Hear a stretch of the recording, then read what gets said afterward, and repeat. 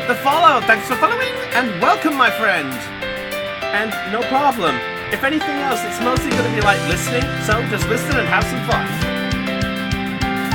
We start in about, 30 seconds.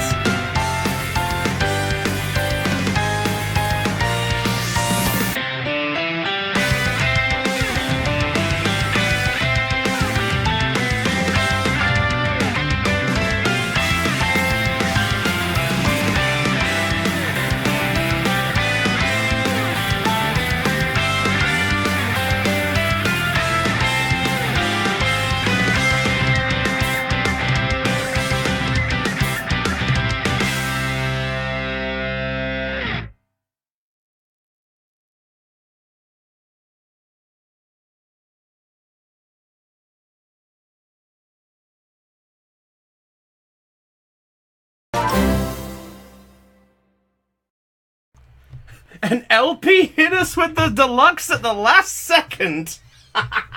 Wow, what timing there. No worries, dude. Take your time. Anyway, ladies and gentlemen, let me go 1 second.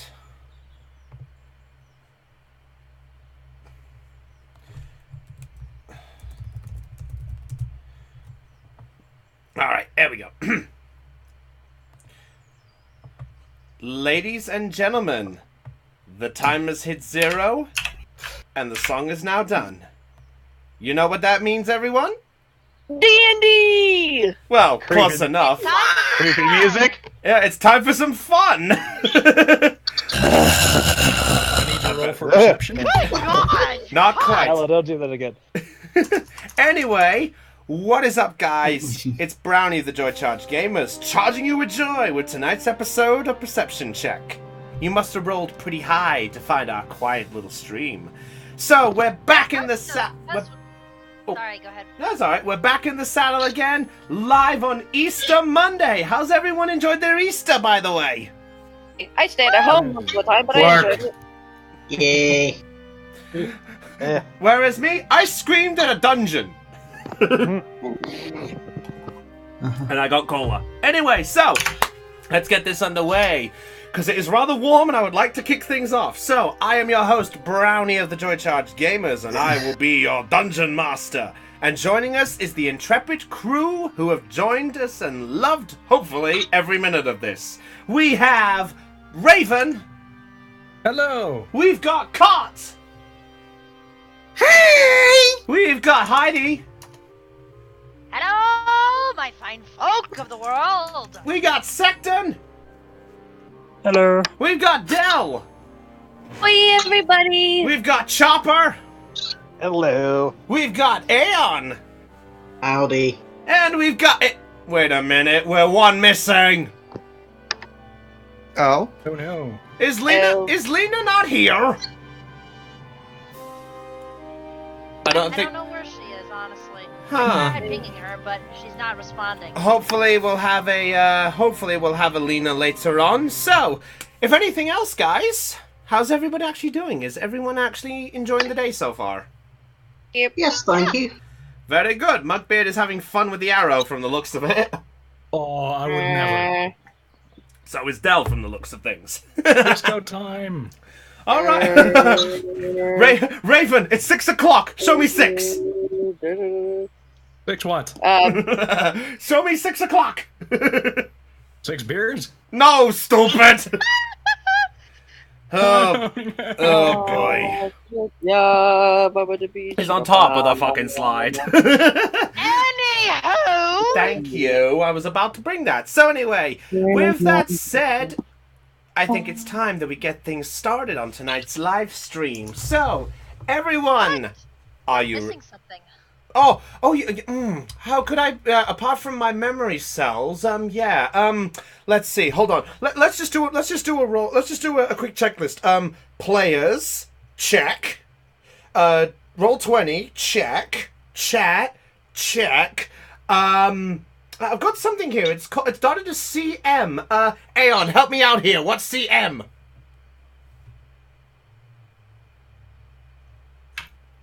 Or I'll be talking to a wall, apparently. Mando? I know. Oh, yes, you at the back. Creepy music! Thank you. That's a great idea. I thought it was critical management. What? No. No. That's what Aeon needs after last session. Okay. No, what I needed last session was CM, critical miss.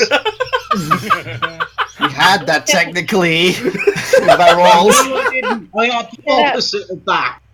It hurts. Or you can pay attention to TR, critical role. Shh, we don't talk about that now. This is our show, not theirs. Anyway, let's get that creepy music underway, and someone's enjoying our energy already. Oh, by the way, I'd like to point out just as one thing to mention. The Jer there that hit us up with the follow. This is his first time ever watching Dungeons and Dragons. Ooh. So you picked Hope a you good. enjoy the show, buddy. You picked a good group to start off with. A bunch of You're in noobs. pottery. All right, everyone. Get better, don't worry. Getting better. So, everyone, are you all sitting comfortably? Viewers, are you ready too? Show me in the chat if you are. Because if you are, let's get things started with perception check. So, last time, the mighty team of warriors who had been gathered under the reign of Titanus Ron had made their way scarce from the city of Helix. There, the team decided to venture off into two different adventuring pairs, if you call it, with one side going all the way to Hope Key, and the other making their way to the small village of Jing. Arriving at Jing, the group of 5 managed to arrive and quell the little village's problems of the mighty hill giant known as Titan. And there, with a little bit of great teamwork and some very lucky/unlucky rolls on both sides of the things, not only managed to save a little halfling from being crushed by a giant boulder, but quelled Titan's wrath for good. After being thanked and rewarded, the team were given the opportunity to stay and be rewarded for a while, but not before they received a sending spell from a fair outside source. While this was going on, the other team of Zelion and Mugbeard made their way first to Costico to quell their curiosity of the little girl that they saved, Annabelle. Along the way, they met Tripshield, a giant Furborg paladin who had grown up on stories of heroes and had ventured off to try and get some stories of her own etched into history. After some bad luck at Costico and arriving back in the city of Hope Key, the trio were greeted to not only Titanus Ron, who was slightly aware of the situation, but a very rude encounter by the Black Pen member, Diction, and a pair of hook horrors that he had brought with him to cause a little bit of chaos. Despite some scary moments and Zelion even falling down for the count for a while, the trio managed to take them down and, with a little bit of luck, managed to get Fern to send a sending spell to the leader of the little village of Jing, Thomas Highlander. And with some communication there, they managed to set up an agreement that the team of heroes would be joining back up together, and there things would be making progress. Speaking of progress, we're now going to get there. Reading this off a script, I am partially recalling this from memory, but I've also got notes written down. Unfortunately, the one note I forgot to write down was the one note that was damn well important. There's something important? Yeah, Huh. the team name that you all agreed on slightly. Hope Finders, I think. Oh, I believe didn't we settle for Hope Keepers? No, I think it was Hope Finders. Oh wait, yeah, sorry, no, I read that. I Sorry, came up with it. that was the two you discussed when you said you were going to decide between the two when your other group arrived. Sorry, that was the situation, I think. So vampires are going to be stuck in a city for a while saying, Hope Keepers, Hope Finders, Hope Keepers, Hope Finders! Well, I said Hope Keepers, and an out of character thing. All right, that's probably why then. All right, well, I'll tell you what, that could be something to discuss. So you guys can think about it and take care of it from there. Anyway, so let's go all the way now back to Hope Key, ladies and gentlemen. Right. And we're going to join up with the trio of Trip, Zelion, and Mugbeard. So, All right. is everybody sitting comfortably? Wait a minute. I have to adjust my pillow. Great. I feel like it's that check. It's that checklist from Bat Metal. Whoa, check. Oh, that takes back. Anyway, so game face is on. Okay. Oh, yep. Done. Here we go. So, Zelion, Trip, Mugbeard. You have now just watched as Fern had finished the last sending spell and was obviously slightly gasping for his breath after communicating for quite some time. It's there that he looks over in your direction, and with a sort of nod, he sort of goes, "They've agreed to wait for you. I don't know how long, but I'd say should be some time." Oh. All right.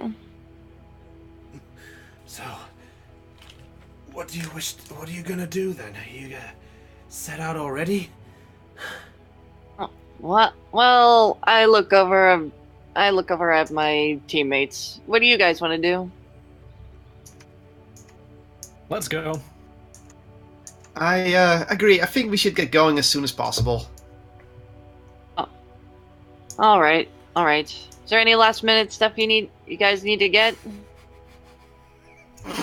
You all just watch as Mugbeard begins pacing around. He's obviously still antsy from the battle. How much I would like to stay and see how everything is going. I think it's better that we move on and stop it as soon as we can. Otherwise, catastrophe will strike, and no one should want that. Fair. All right.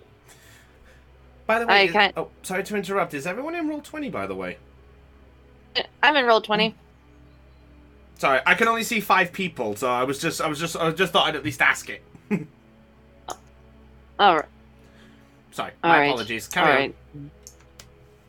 Look over at Mugbeard, who's just pacing around. All right. Leave.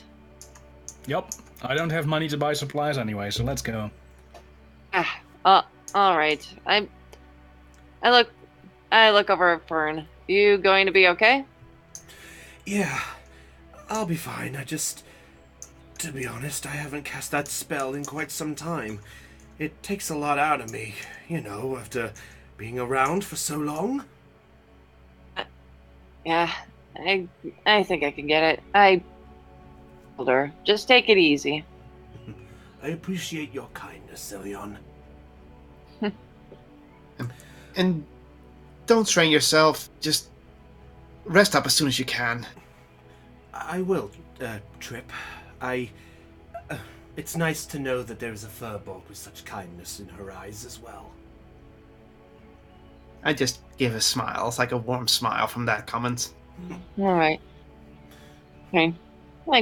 I smile as well. Then kind of just that I've kind of sketched out from the one that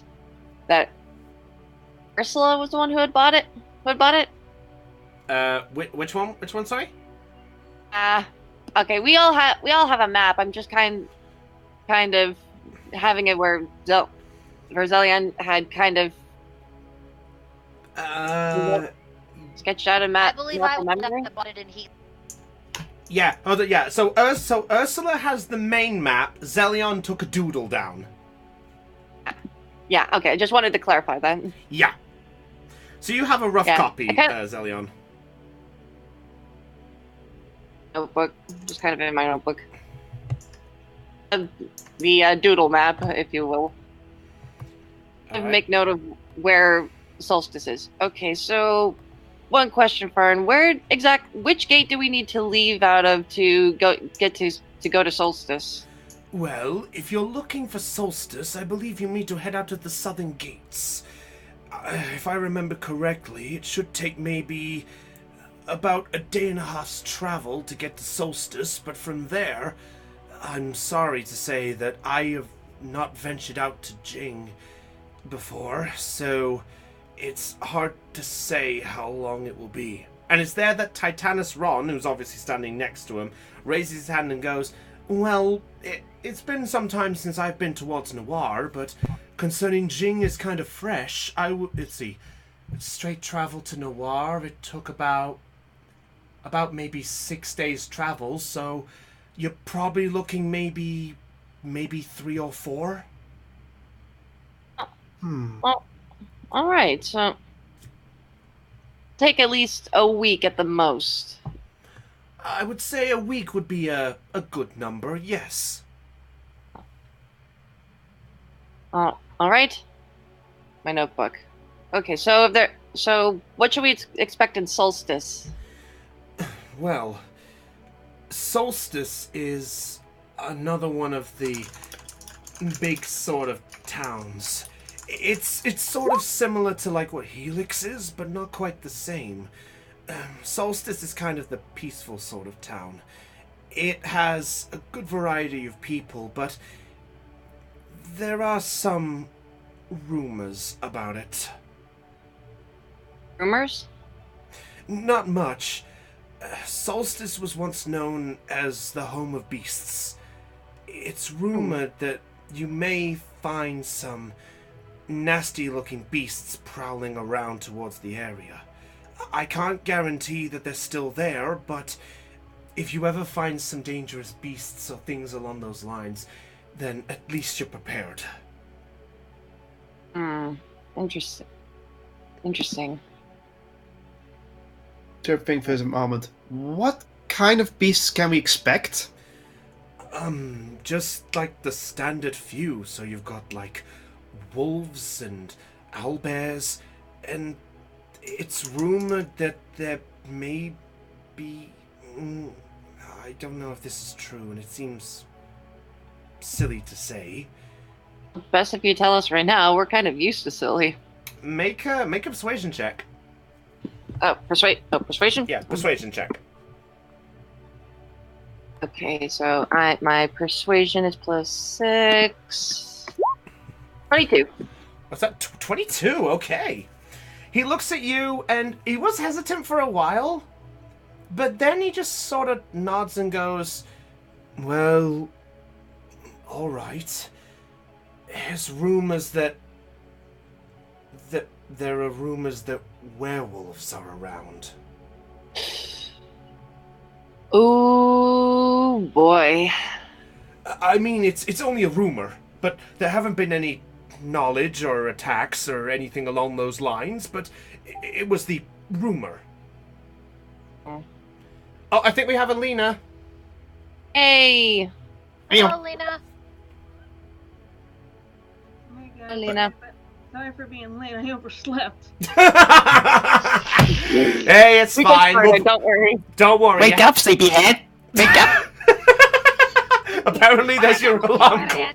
Okay, Chris is So- trying to so talk you're- to me. I was just trying to say, at least you got your personal alarm clock here. But, ladies and gentlemen, Lena has arrived on us. That's the last member. So, everybody is here. Da, da, da, da. No. Too easy. Copyright. No, Okay, yeah, Amy. no Smash Bro memes. All right. Anyway, Yeah. So be anyway. careful. Yeah, so. Janice, just. I appreciate it, but just be careful. After all, it is only a rumor, but just be careful, just in case. But you said it was about a week's travel. Is that on foot? That should be on foot, yes. I mean, if you manage to get some hired horses or some carriage, I'd say you'd probably be looking about a day to Solstice, and then maybe 3 or 4 to Jing from there. Yeah, didn't we still I have a snap my horse? I snap my fingers. I think I may help with the horse situation here. Yeah, or maybe one of the townspeople here can provide us with a horse or couple, because we are really important people. I can summon a horse. Oh, then it's just a carriage. Yes. Oh, don't not to intrude, but are you sure a horse can just pull me? Considering, How much do you Just- weigh? She just fluttered because she just asked a lady their weight. You just hear a guy off in the corner going, "It's rude to ask." No, a horse can pull you. They can pull a lot of weight. Even you. Oh, okay. You can see a bit of a embarrassed blush on her face, like she's just a bit flustered. 2 horses should easily do it. So now we have to liberate a cart. Oh, Oh, there were carts at the battle zone, weren't there? okay. So I'm going to summon a horse. I haven't summoned her in a year, but it should help. It should help. If you guys want to go look for a cart, it should take me about 10 minutes to summon her. You want to take that time to gather last-minute supplies? I'll try Supplies to and a find cart. a carriage. All right, good. Trip? If there's any last-minute supplies you need while I'm summoning, and while Mugbeard's trying to get a cart somewhere, then you're free to do so.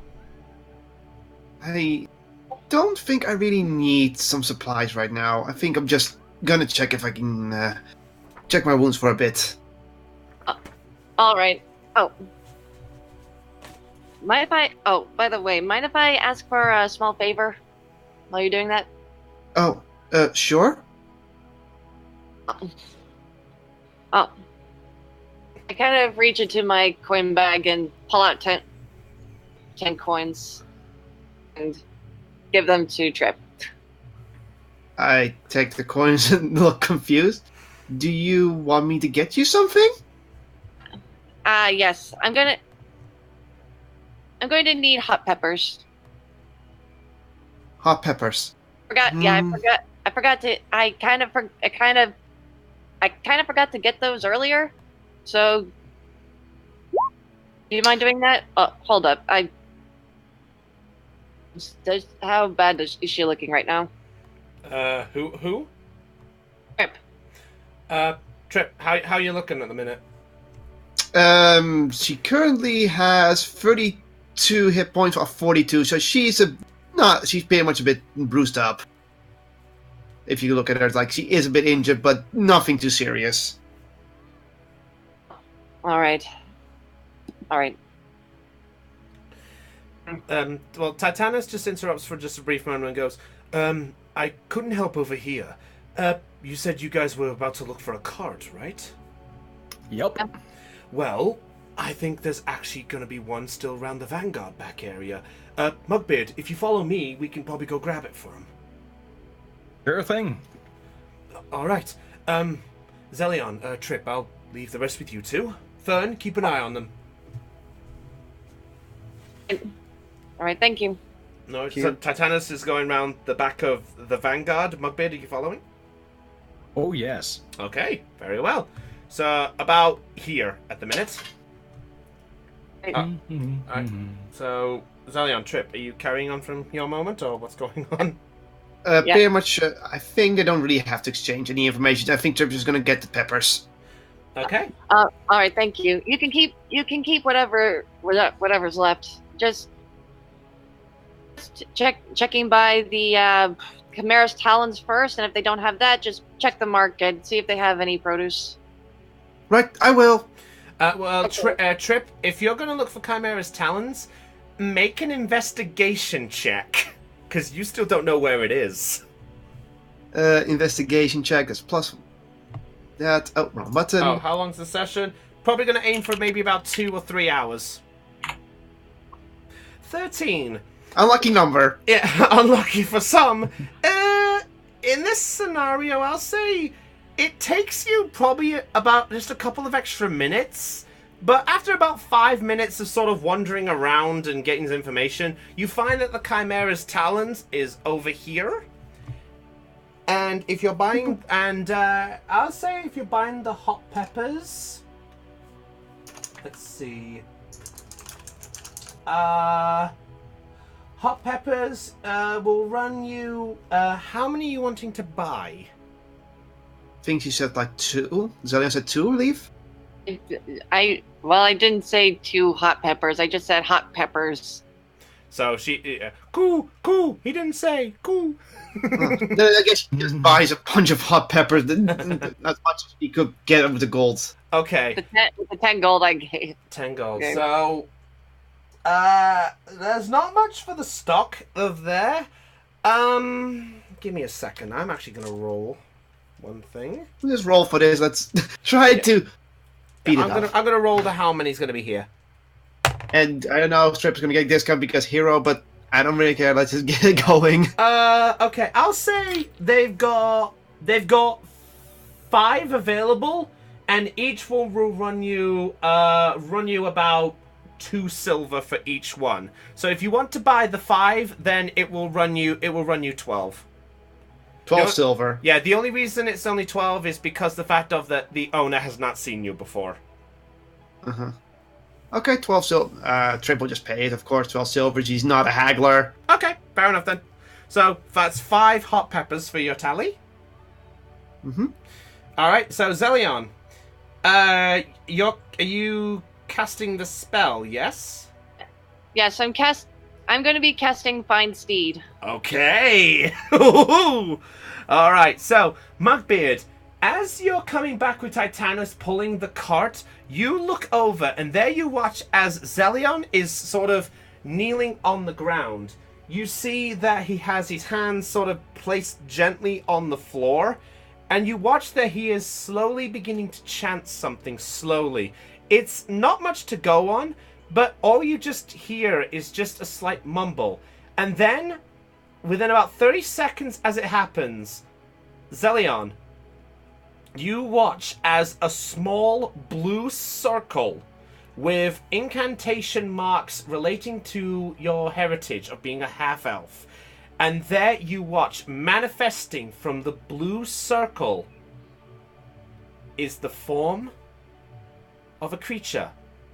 Zelion, would you like to describe the being that you're summoning, please? Alright, so... Okay, so what I'm so the creature that emerges from the incantation from the ether itself is a decently sized pony, just kind of giving off a bit of a celestial aura about. Her coat is, she has a thin coat, white as snow. Her eyes spark like blue sapphires. Her mane long, but it appears to be pretty well groomed and smooth. Its coloration a light blonde for both the mane and tail. A singular pink streak of pink dangling along the side of her face. Stunning to look at, actually. So Moped, you look and you watch as you see this beautiful this beautiful pony comes up from the ground, and it just turns and looks at Zelion, and then it sort of just glances around. So Moped, this is the first time you've ever seen this. Cool. Just cool. All right. The horse just looks at you for a moment, Zelion, and with a sort of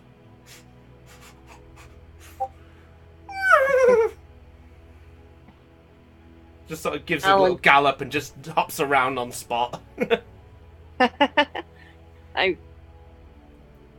put her prancing and then just kind of slowly approach her, reaching my hand out, just kind of in a familiar, friendly gesture. He just sort of nuzzles against it just gently. And there, Trip, you now make your way back. And you look as you see the sight of Zelion, who's stroking this rather elegant looking pony, and probably the first Probably the first time you've ever seen one in such coloration. Oh! That's all. That's pretty much a response. She's just like, what am I looking at? I glance over at the two. Trip makes her way back, and I just smile. Yeah. Just sort of gives a gentle neigh and just. I begin speaking to Anastasia in Elvish. Anastasia's Me- the horse. Yeah, I think they get that. I was just saying for the sake of the audience if they didn't. All right, fair enough. Okay, I begin speaking to Anastasia in Elvish. Anastasia, meet Tripshield and Mugbeard. Companions. It sort of, unbeknownst to both you two, it sort of looks over at the two of you with this sort of curious look. And it, and it just What? sort of walks around Zelion, and first it stands near Mugbeard, who it's quite close to Mugbeard's sort of size, and it just looks you dead in the eye. I speak to it in Dwarfish. Hello there. She can't understand Dwarvish. She only knows Elvish. Yeah, and you were being rude speaking Elvish. Well, I couldn't understand that either. I get it. Oh, that Trip is. Can I then interrupt? Trip pretty much also speaks Elvish to the horse. Yes, Trip can speak Elvish. Hello, Anastasia. Pleasure to meet you. It just looks up at you with this ears up look like, huh? Walks up to you and just sort of gives you a sniff like. She can also understand me perfectly because of my ability of, where is that thing that I can talk to animals? Oh, that's right! Because I'm a furbuck, I can also perfectly speak, they can perfectly understand me.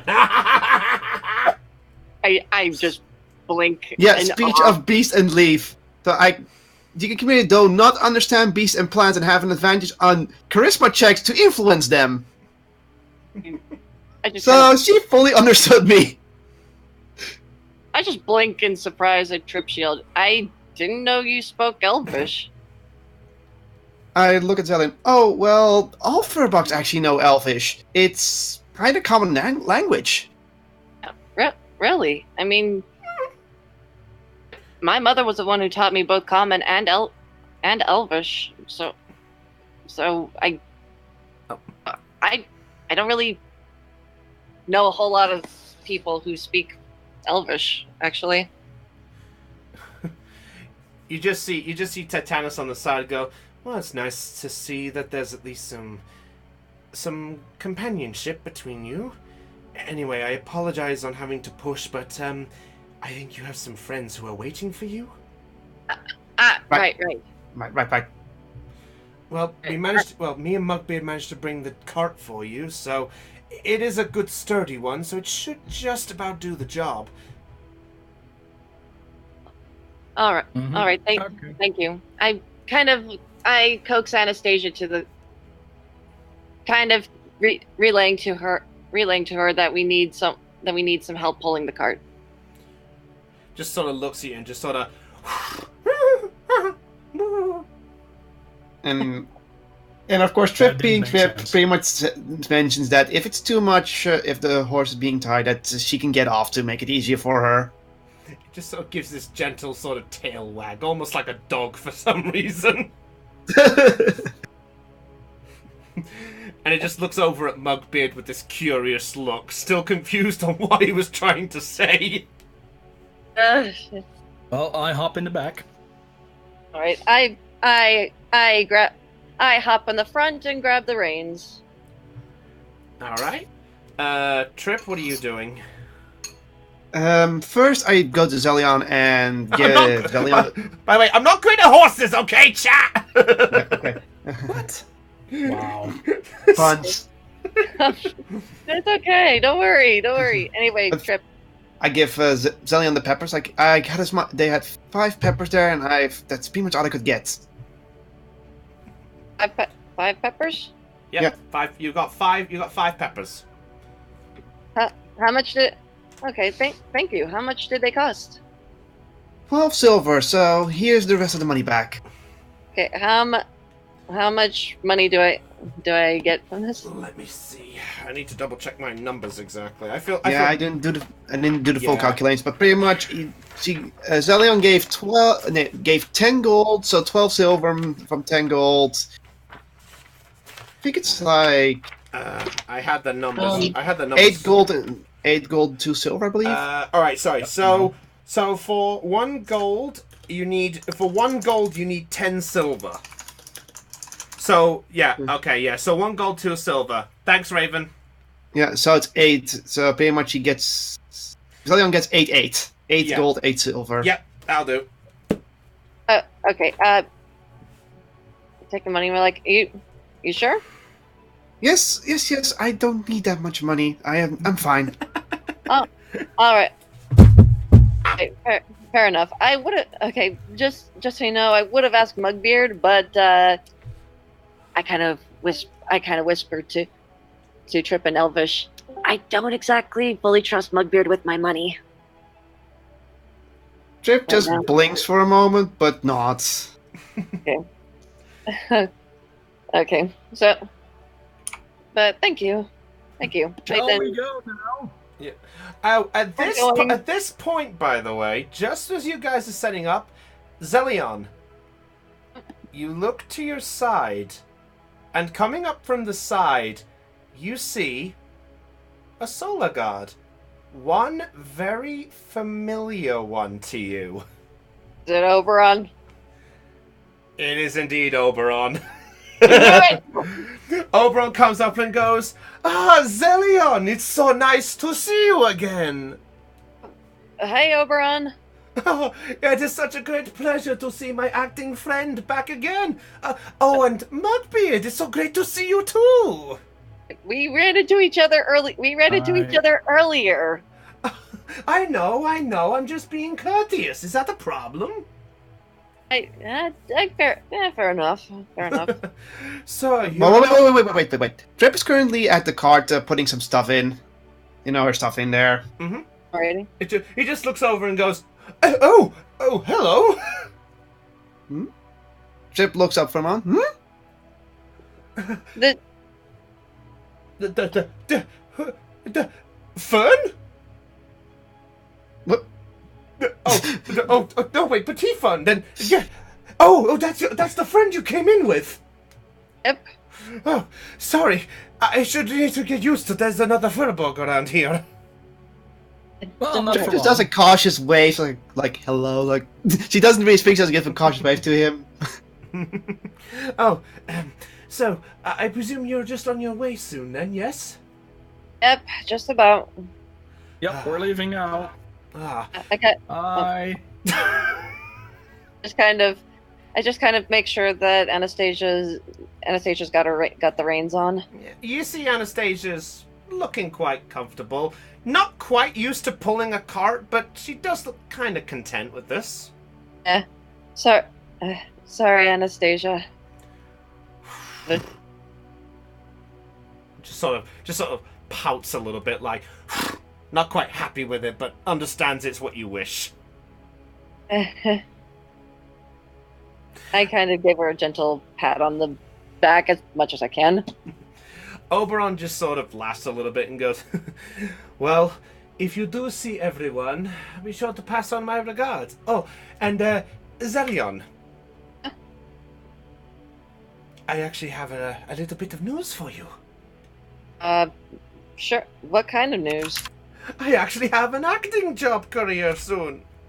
Oh, really? Wow, congratulations. Thank you. As soon as you left and things, I actually managed to, I applied for somewhere to try take part in a traveling performance act.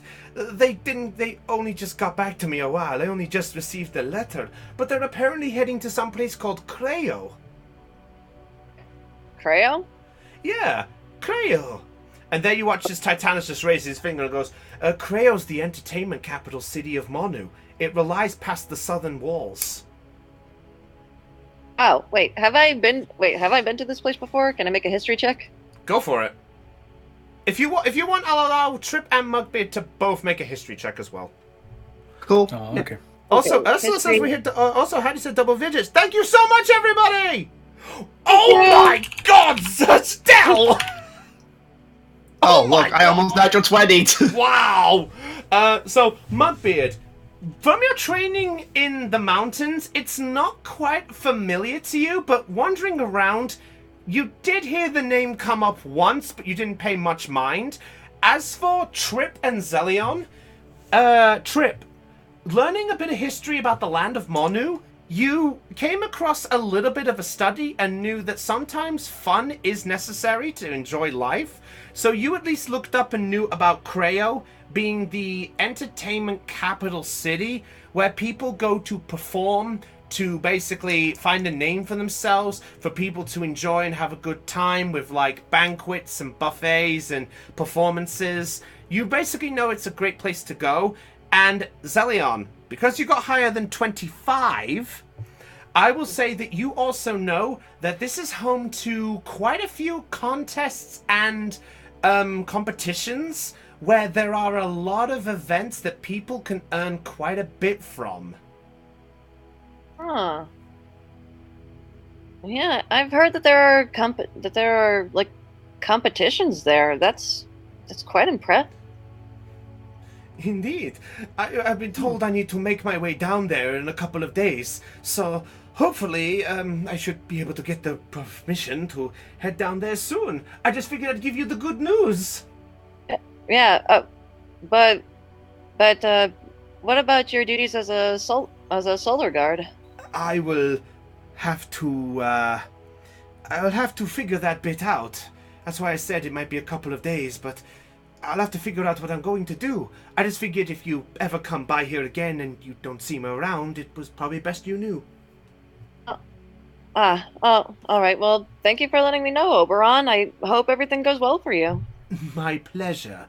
Anywho, I will let you guys get going. I know the others are probably waiting for you patiently. All right. Thank you. Congratulations and good luck! Thank you. Take care. And with that, are you guys making your way straight out now? Yep. Yep, I don't see any reason to stay. All right. I'll start playing my lyre to lighten the mood. Okay. Mugbeard, make a performance check. 21! In a rather nice tone compared to a couple of times before, Mugbeard effortlessly plays this little lyre, almost kind of soothing in a way. And Zelion, you snap the reins, and with that, Anastasia begins to pull the cart. It starts off kind of slow, but as you guys make your way downwards towards the southern gate, you basically make your way past the townspeople. Some of them are giving you cheers and congrats, and obviously doing the cheers as you walk away and stuff like that. And from the distance, you do hear like Titanus and Fern obviously giving you the farewells and such.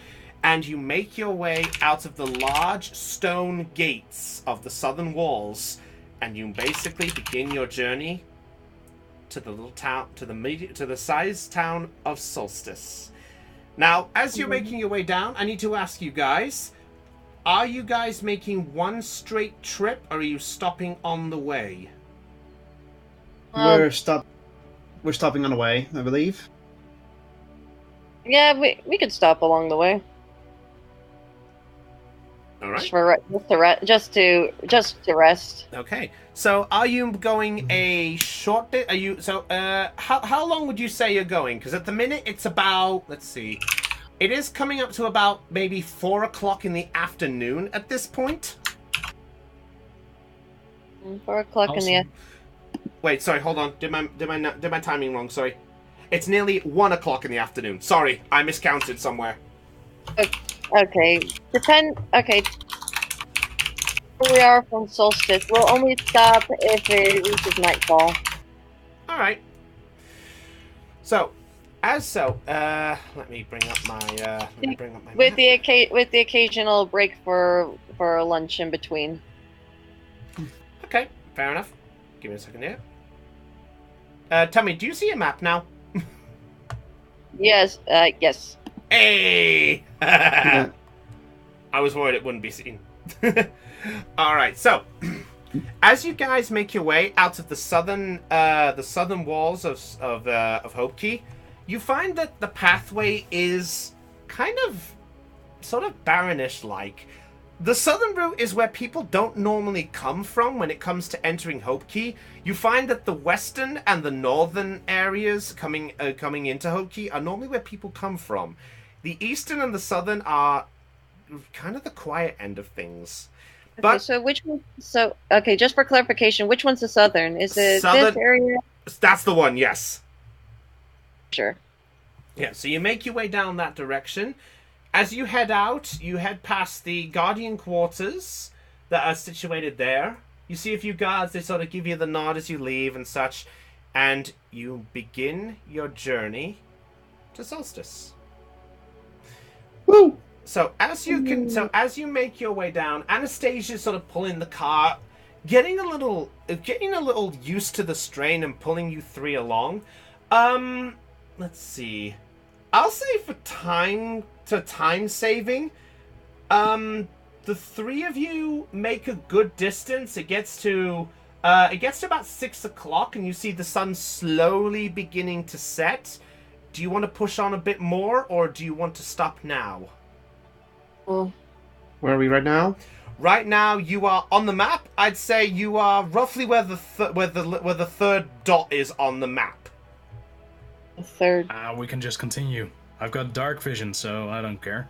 I've got dark vision too. I Oh. don't. Birds. But I'm fine. I'm Basically, pretty much. I think this will be a moment to say, like, since those two can keep going, I think Trip is going to take a nap then, All right. All right. Yeah, same and then here. she will take over in the morning. Yeah, I would probably just sleep from the beginning of the trip. Okay. Once it hits nightfall, we'll make camp for the night. Oh, we can just continue. That's what I'm saying. That's what I'm saying. We'll continue until it hits nightfall. Yeah, Then and we'll then stop we can and still camp for the night. continue. If I sleep first, I can just take over. I've got dark vision as well. Okay. Pretty much what we're planning is, Trip is going to sleep when Mudbeard is traveling, and maybe Zelion as well. But Trip can't see in the dark. She's going to sleep during the evening and night sections, and she's going to take over for Mudbeard in the morning when it's light again. All right. Fair do. That means it's a short rest, right? I'll say I would say Trip. Are you sleeping until Mugbeard is done with his part of the trip? Yeah. Yeah. Then for you, it will be a long rest if you're starting your sleep now. She will start when the sun sets. Okay. Fair enough. So at this point, it's getting to 6 o'clock. The sun's slowly beginning to set, so it's not quite there. So you push on a bit more. And it gets to about 8 o'clock, and you find that the darkness has begun to set in at this point. It is slowly beginning to creep in. Well, that pretty much holds up. If you don't mind, I'm going to take my nap now, so wake me if something happens. All right. And the Furbuck sort of just takes out a blanket and puts it on herself and just sits up asleep. All right. So in this case, I will say that if nothing goes wrong, I'll say you'll have a long rest. Obviously, we'll find out what happens during Mugbeard then. Mugbeard, are you taking over now, you said? Yeah, and before, from the start, when we left the city, I would sleep until, well, whenever I get woken up to take over. Okay, so let's see. That'd be 1, 2, 3, I'll say for the sake, I'll allow that to be a long rest, but only just. Nice. Only just though, because I'm in a good mood. Aww. That means the moment I wake up, I have to decide again what the blessing of the forge. Oh, That's all. Oh, crud, not again. Remember, the other one will vanish. So I can only have one blessing of the forge active at a time. Okay, fair enough then. All right, so Zelion, as you're basically approaching the end bit, you see Anastasia slowly beginning to sort of lose a tiny bit of speed at this point. Just as Mugbeard is slowly stirred and is now, sort of looking over you at this point. Hi. How are you doing, Anastasia? She sort of turns Quickly. around and just. Do you need some rest? You see her just sort of contemplate for a little bit, and she just continues to pull at this point just a little bit more. Oh, all right, just if you need to rest, just let me know. I tapped the side of my head to let her know that she can communicate with me telepathically if she. Yeah, I forgot about that with the fucking steed. Yeah. Let's keep the same. Yeah, I then turned to Mugbeard and just kind of on hand. Well, I'm taking over the reins. All right. Just be careful. Anastasia, Okay. but okay, just get a bit tired. I just kind of crawl into the cart as I pass the reins over to Mugbeard Okay. and just kind of stretch as I close my eyes to get a nap in. Brownie. God damn it, Raven! I see that happen in the chat, by the way. Can I interrupt for a moment? Yeah, I what's need to up? How do I roll for, healing? Oh, if it's Because I'm long if, resting. if it's a long rest, you automatically recover the full. Okay. Yeah, short rest is what you roll to get hit points with the hit dice. Long rest, you recover the full and get all your spells back. All right, so Mugbeard, as you take over the reins, make an animal handling check. Well, okay. Oh, okay. 19. So Anastasia, at one point, she does look and just like, who is this? And then And I'll just speak in Dwarvish to the horse. She doesn't understand your words, but understands from your hand movements and just continues to pull the cart. That works. So, Mugbeard, about halfway through the trip, you then see Anastasia slowly beginning to slow down a bit more, almost to a gentle trot rather than a full trot now. And you see that she is kind of, sort of, panting a tiny bit. She's sort of just like...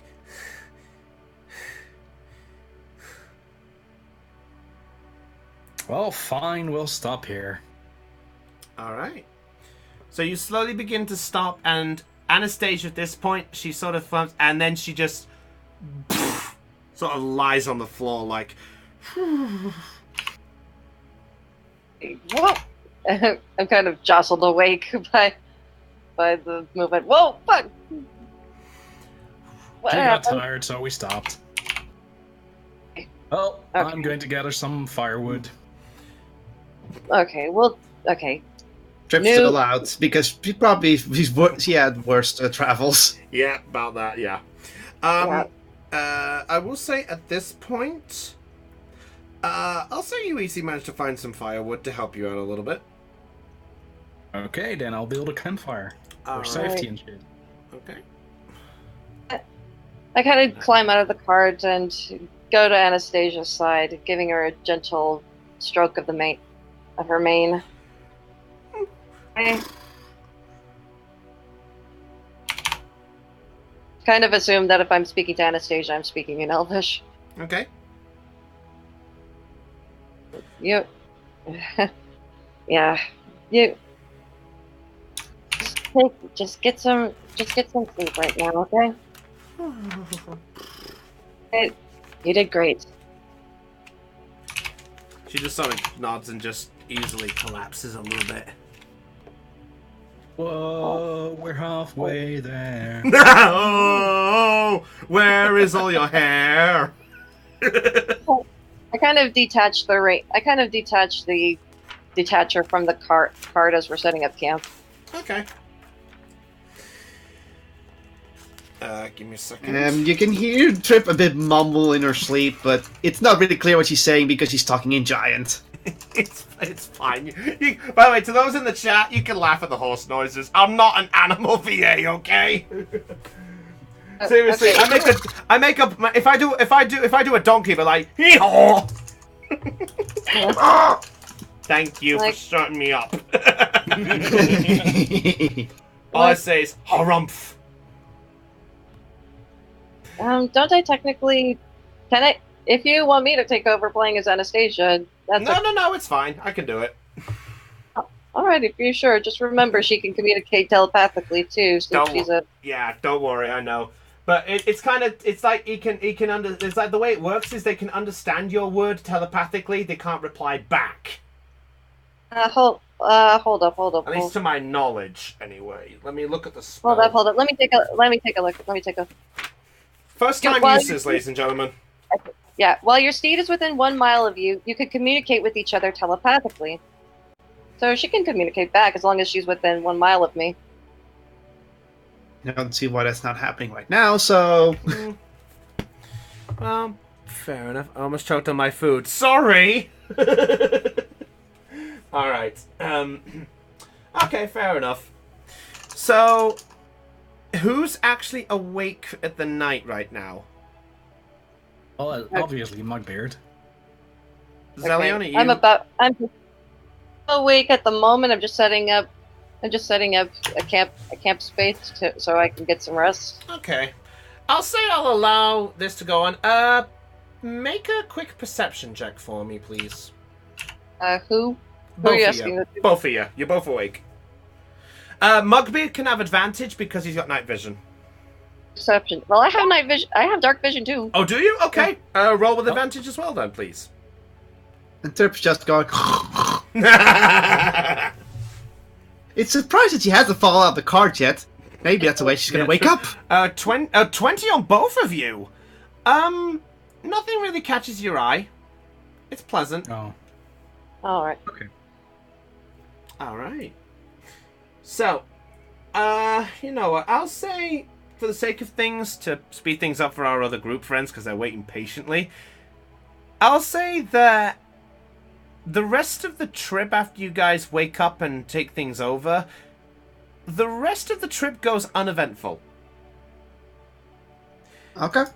Just for the sake of things, and you guys do eventually make your way, and I get to show this one off, ladies and gentlemen. Okay. You arrive at Solstice. Awesome. Do I get a long rest, by the way? Yes. I'll have it as you guys have had a long rest at this point. All right. And you're approaching from up here. Okay. Thank you. No worries. So, as you guys approach Solstice, if you guys want to go straight through the town and make your way to Jing, I'll allow you guys to do that. If you want to stop for some supplies, I'll allow you to do that too. Just, it won't be too long. That's the only heads up. Okay. I'm just going to see if there's an instrument shop and see about picking up a flute. Okay. That should be easy enough. I see there's a temple. What god do they worship? Let me see. The temple? It is, bloody hell, I had the fucking god looked up. I hate you for this, because I had the gods looked up. Damn it! That's good. That's preparation, man. Yeah, I had it, but I've lost it in my notes. Oh, because I wrote this a long time there's ago. slums. I wrote this a long, long time ago. Back when I remember... No, not going that way. It looks like I'm adding on to Zelion's theme then. It's because you're putting a flute. Like, you don't have to. You don't have to. Can I I want to include all of Zelion's instruments, so thank you. say something real quick? Yeah, go for it. This is also important. Will they pass the slums? Yeah, the slums are on your way out. We're gonna lose. Trip is gonna lose money. Charitable. When she sees the slums, she will probably stop and then do an inside, and I will do an inside check. Okay, and that will yeah, depend on how much gold I'm gonna give. All right, to answer your question, by the way, it's not a Cthulhu temple, although there is actually a Cthulhu, I believe. As you make your way through, you do find that the temple here is that the temple is to Obadhe, who I will allow a religion check for anyone if they want to make it. Oh, that's Trip has to do it as a cleric. Yep, Obadhe, just for the record. OBAD-HAI. 10. Not too familiar on this one. Do I have? So Trip's is struck. Huh? So pretty much Trip's like, oh, what a nice temple. Oh, who's to? Don't really know them. Maybe I shouldn't disturb. Fair enough. What did you say, Raven? Would I have advantage because I am a religious man?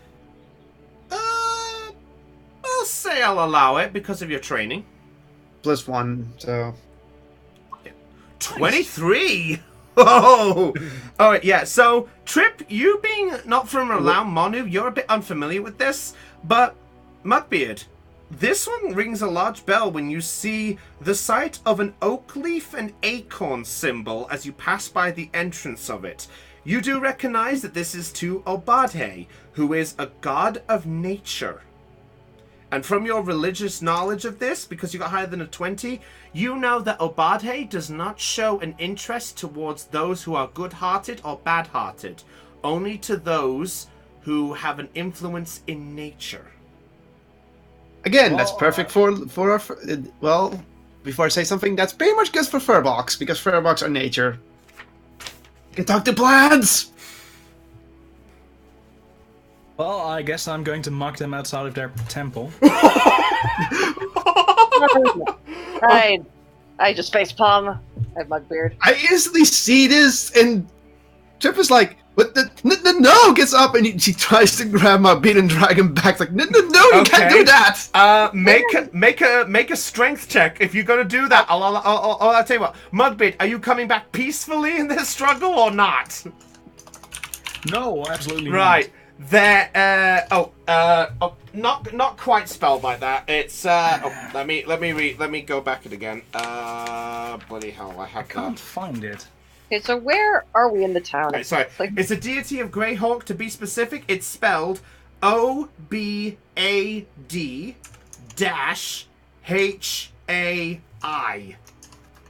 Okay, let's see if I can find that. Oh, there we go. Yep, the god of nature. All right, so Check. All right, so 15. So Raven, you have to beat a 15. No! Trip, in Fail. quick fashion, you watch Mugbeard go to do something and you're like, nope! Well, But- you might be dragging me off, but I'm still going to taunt them and fucking... It's like, think of how much beer we can get if you don't do anything. Nope, I'm just going to... Nope, I'm going to make fun of him. You should worship Scalen! A few of the citizens just look at you just curious and like, just go back to their struggles and just go back to life. clearly, that was the end of Trip there. It's like, Hey, I just kind of glare over at Mugbeard. Do you want us to get in trouble?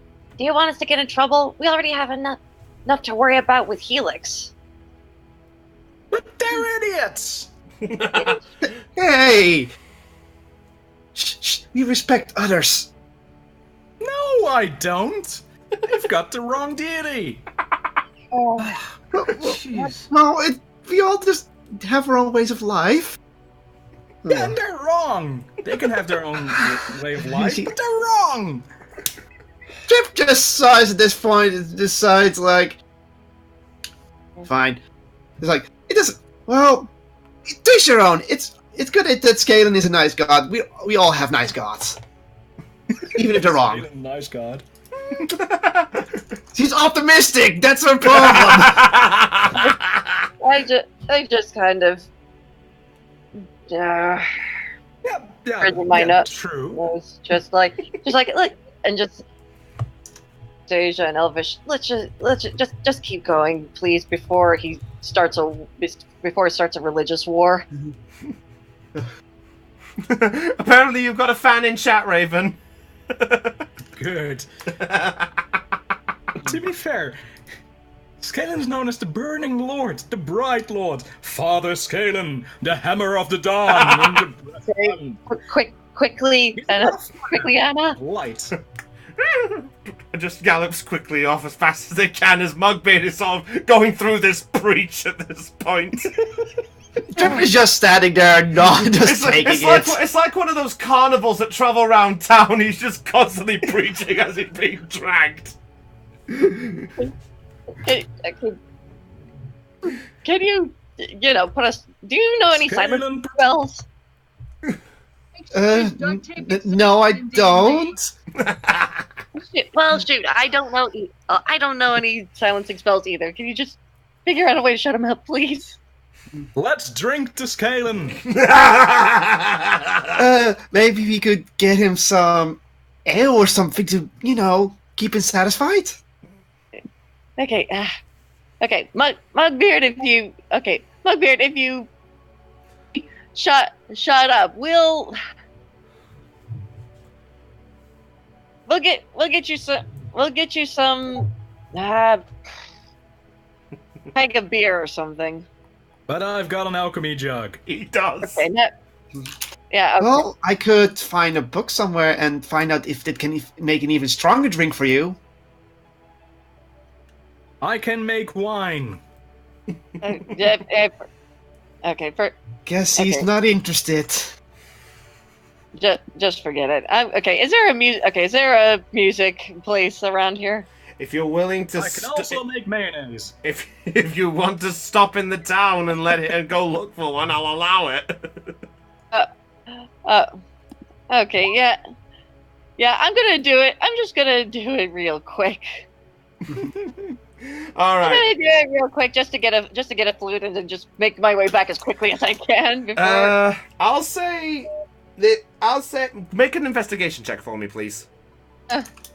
And while this is while you're doing this, by the way, the cart has stopped and Mugbeard now is stopped and is now standing and preaching. Oh crud!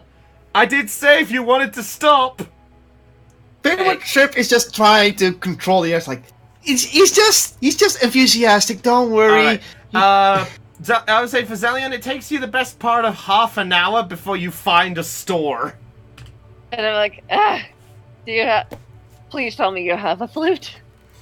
Scalen rests atop the red throne of brass, surrounded by braziers of eternal flames. Oh dear! He was like the flame god is crimson monolith of immense power. Just walking, running around. Just for the record, you stopped.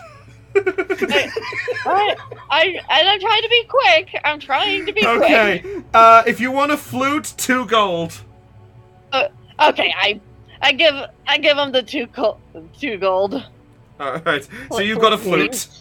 Can I make a dexterity throw because Trip is, trying to keep everyone happy and he's just walking around like, relax. He's just like this. Relax. So he's moving a lot. You're trying to sort of move to convince the people to not listen. No, I'm just trying to say that let him talk. It's do what you want because she won't say don't listen to him because that's not in her. She just says it's like he's just trying to do the right thing in his own way. It's like she's trying to keep everyone happy. Okay, I'll allow you to make a persuasion check. Persuasion check instead. Yeah. So make a persuasion check. Mugbeard, I need you. Let's see. Make a performance check. Not persuasion? Well, I'd say the performance is you're trying to get their attention to listen to you over Trip. In other words, Trip is going right up to people. Okay. The crowd is sort of more attracted to Mugbeard's energy as he's preaching about Scanlan. Yeah, I figured that would happen. Trip is not a good persuader. Yeah. I can continue. I'll say for the sake of levity, about 20 minutes later, Zelio comes back, and Mugbeard has a crowd of about 10 people sat around the cart listening to him. No, I am not in the mood to do this. Oh. Alright, you can see Trip just go like, what if... You just see her trying, but you can see on her face, she's like, she can't outdo the The dwarf is like, And I'm like, okay, all right, break it up, please. Okay. I kind of give I kind of send a telepathic message to Ja. Please tell me things aren't get. Please tell me that things aren't gonna get worse. Things aren't getting worse. I'm not talking to you. I'm sending a telepathic message to Anastasia. Anastasia at this point just sort of begins moving towards the exit of the town with Mugbeard still there. In fact, the crowd of people are sort of looking up like, thank you for teaching us about the will of Scanlan. I'm like, I climb it to the cart. just grab the reins and just like, and then just say, let's go now. All right. Okay, I we're have gonna to be go going now, now. boys. Stay strong and Trip also hops back into the cart. What's your name? Mugbeard. Mugbeard. Thank you, Mugbeard. No problem. And I climb on the cart. All right. Okay, so Okay. At this point, it's already moving. Yeah. So you're are we approaching. at the? Okay, we're now at the. Wait, we're at the slums. Yeah, you guys have just made, with all the distraction and things, you guys have made your way halfway into the slums at this point. All right. Yeah, and here comes the thing. Trip just notices the whole slums area and just looks like she has to do something, so she decides to check how the state of the slums are. Okay, make a perception check. Perception. Chris, while you're So, doing that, is it alright if I interrupt? what's up? I wish I would have sent you Mugbeard's theme because when I came in, I heard that would have fit perfectly for what I have for Mugbeard. Natural 20. Oh, Uh-oh. you easily reckon you easily look around and you see the site that's, similar to what you remember of pictures of how things looked before, of people cowering and shivering from bits of cold, from not very good warm clothing. You see a couple of families scattered around. You do see like bits and pieces of housing scattered around. The slums isn't the most comfortable of places compared to others, but it at least looks tolerable enough that they could at least survive. But you do see the look of at least a good few people scattered around. Yeah, this is actually why if I wanted to spend at least money, I had to roll low, but since I rolled a 20... So at this point, you do see, I'll say at this point, you see a good few, but the three that catch your eye, you see a human woman on the left side decorated in a green blanket. You see a child who's walking around in sort of a rough, dragged sort of outfit, no shoes on, about half elf, maybe about childlike for their age, maybe about, I'd say if you're going for the equivalent of a human here, about sort of 12 or 13-year-old. And you see also an elderly man who is sort of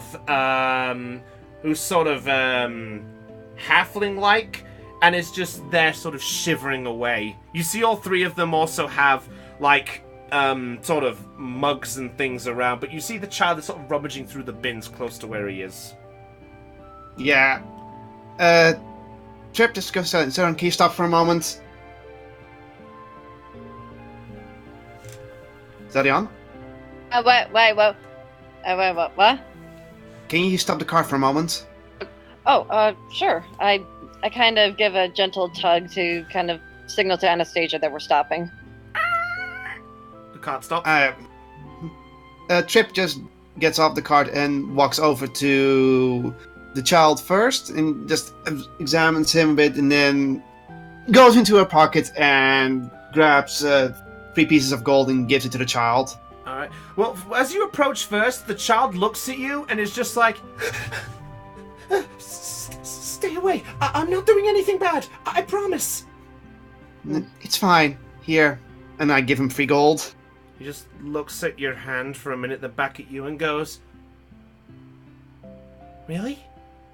For you. You need it more than me. No catch?"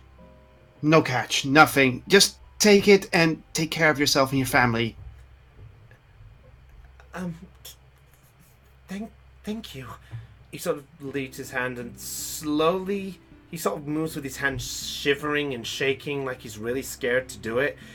But then, in quick speed, he grabs the gold and just curls it and sort of holds it close to his chest and just looks over you. And there you see a good look at his face, and you see that he's covered in dirt and things like that. He sort of does look like that figure that sort of walks around the town, has been doing this for a bit. He sort of then looks and just nods and goes, "Thanks."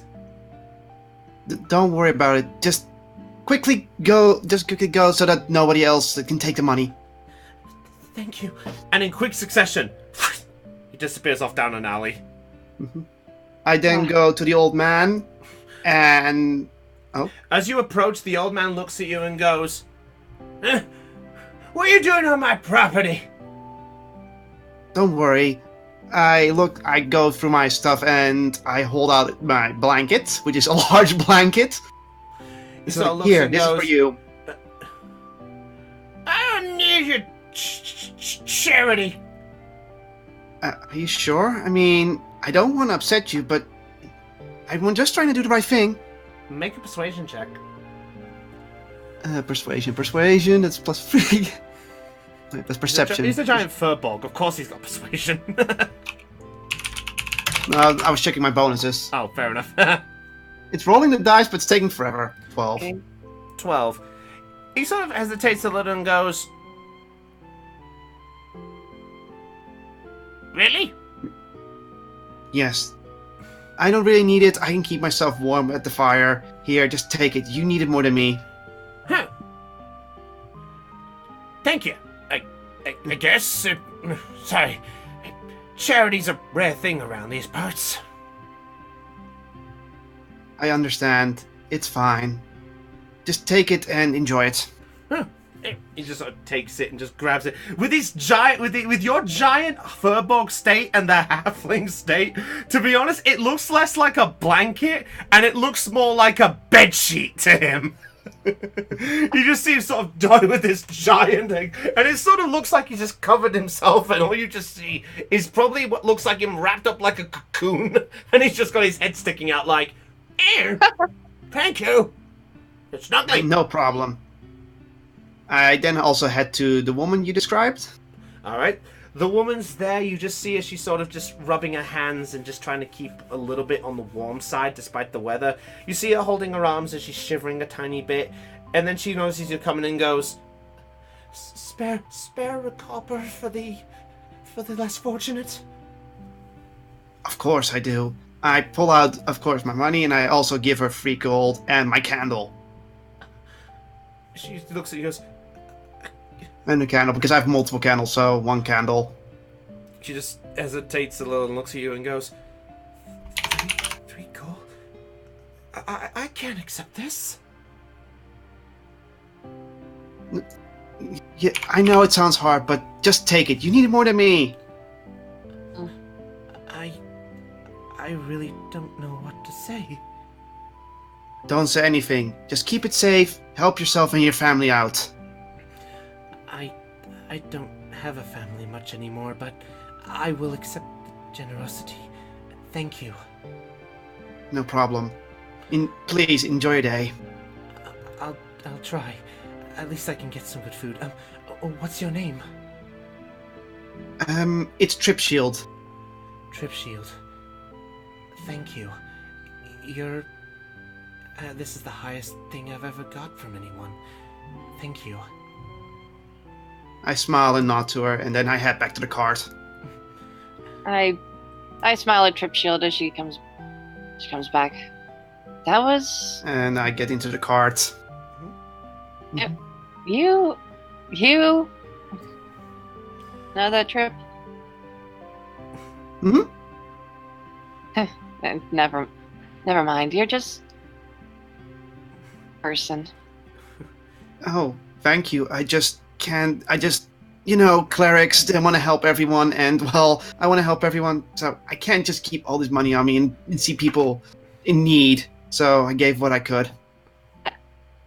Yeah, I kind of feeling.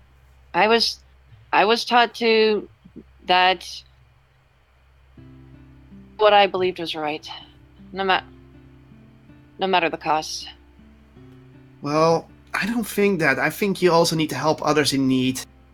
It's not that I don't want to help others in need, but it's not that I don't want to help people in need. That's not what I meant at all. Well, It's fine. You're still a kind soul. You're just trying your best in life. right.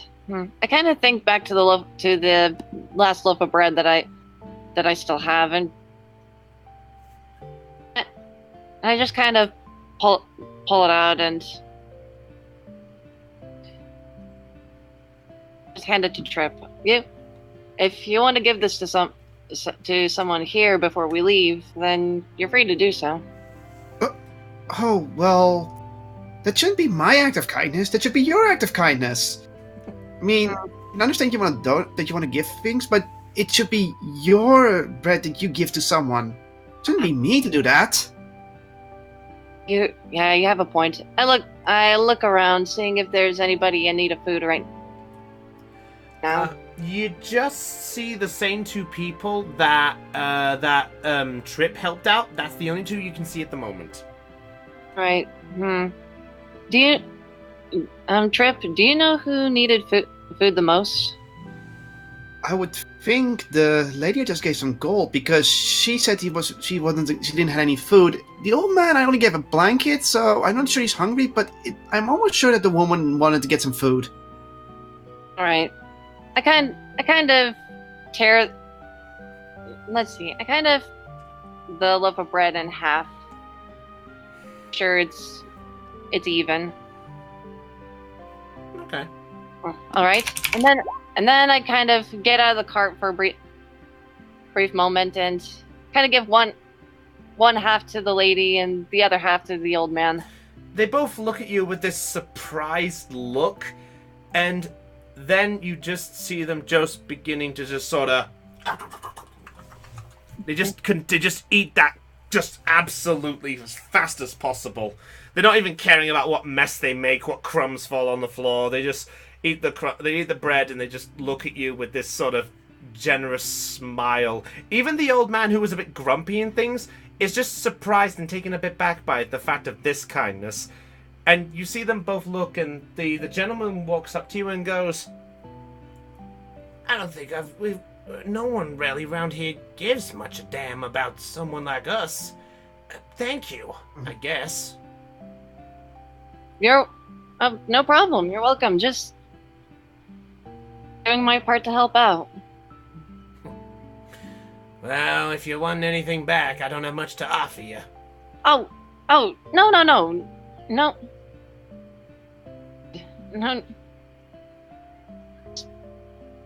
You sure? Yeah, I'm sure. Just knowing that you're just matters most to me. I guess that's fine. You have a good day. And the woman that you helped earlier as well, she just nods and goes, yes. Thank you. I don't know what to say. Hey, you don't have to say anything. We're just here to help. We're just here to help out. We're just here to help. But I just kind of give a smile and a tip of my hat. Back up to the reins. All right. You hop back on the reins. You pull on the. Well, Trivia just says to Celion, I knew you had a very kind heart. You did really well. I just smile and just give a happy chuckle. Well, I should be thanking you, Trip. This was an inspiring moment. Oh, thank you. At which point, by the way, as well, also one last thing and such before we move onwards, Mugbeard. one of the people who was listening to you as you were doing your preaching actually comes running up to you at this point and goes, "Wait! Mugbeard, wait!" Huh? Sorry. I'm glad I caught you just before you went. Tell me, are you a priest of some kind? Well, I'm a monk. A monk? So that means you must do all those cool flips and punches and things. And as you see that they are getting closer, you see that you actually see that there's actually a pair who've come up to you. They're actually a pair of children. One of them is a tiefling child decorated as black with red horns. You see that the horns aren't too developed, and you see the smile on his face as he's quite happy to see you. And he's the one who was basically glad to see that you're still on left. The other one the one that was speaking to you, saying about the cool flips and things, is a young halfling girl who is holding a small bag and is looking at you like this wide-eyed, curious look on their face as they look at you. The pair have just got this same expression on their faces. Well, yes, in combat, I do cool flips and stuff. The halfling one just looks. The halfling girl looks at you and goes, "That's so cool. Did you train hard to become like this?" Of course. I had my training in the Iron Heights. The Iron Heights? And the tiefling goes, "Isn't that the temple in the far north?" Yes, it is. Wow. You traveled a long way. Must have been hard. Yes, but I will return in about, 2 months. Ah. So I will not be long. Well, I hope that... And you see the two of them both do this hand gesture, almost like trying to do a monk bow at some point. The two of them look and they go, I think, as they say, I hope your journey is pleasant, I think they say. Close enough. And with that, And the tiefling... Train well. Thank you. And the two of them both look at each other, and the halfling comes up to you with this small brown bag and goes, it's not much, but, here. It's a little bit of funds I've got. I hope you'd at least accept it from me. You Zip needed looks- more than I do. Hmm? You needed more than I do, so keep it. The little halfling girl just looks a bit surprised and just looks up and goes, Are you sure? Yep. Wow. It's... I guess monks really are defenders of the good. Thank you, Beard. Yeah, no problem. And with that, the two of them just sort of look at each other and goes, Anyway, we should probably let you get going. I think you and your comrades must have places to be, right? So we have to go. We'll... But study hard and train well. And I do monk bow. They sort of try to mimic you as best they can, and they give this smile back and goes, If you become a master, do you think we could come and train under you if we do well? Oh, you could always train there when you're old enough. Or maybe now if you really want to. Do you really think we have what it takes? No idea, but the masters there will always be able to tell if they try. It might be worth a try. Thank you. And we should. And there you actually see the tiefling then look around, and you see that his mum is actually on the far end, just looking up, surprised. And you see her; she's running after the child, and goes, "Oh, Mum's coming. I guess we better get back. Safe travels." Bye! And the two of them sort of run off, and the halfling just sort of looks back at you, gives this sort of gentle smile. She holds the bag in the air and goes, Scanlan! And she just rushes Praise off back Gammon. again. And she just rushes off back after the friend. And the two of you just watched as Mugbeard has shown kindness to a halfling. Well, they're gone. Let's go.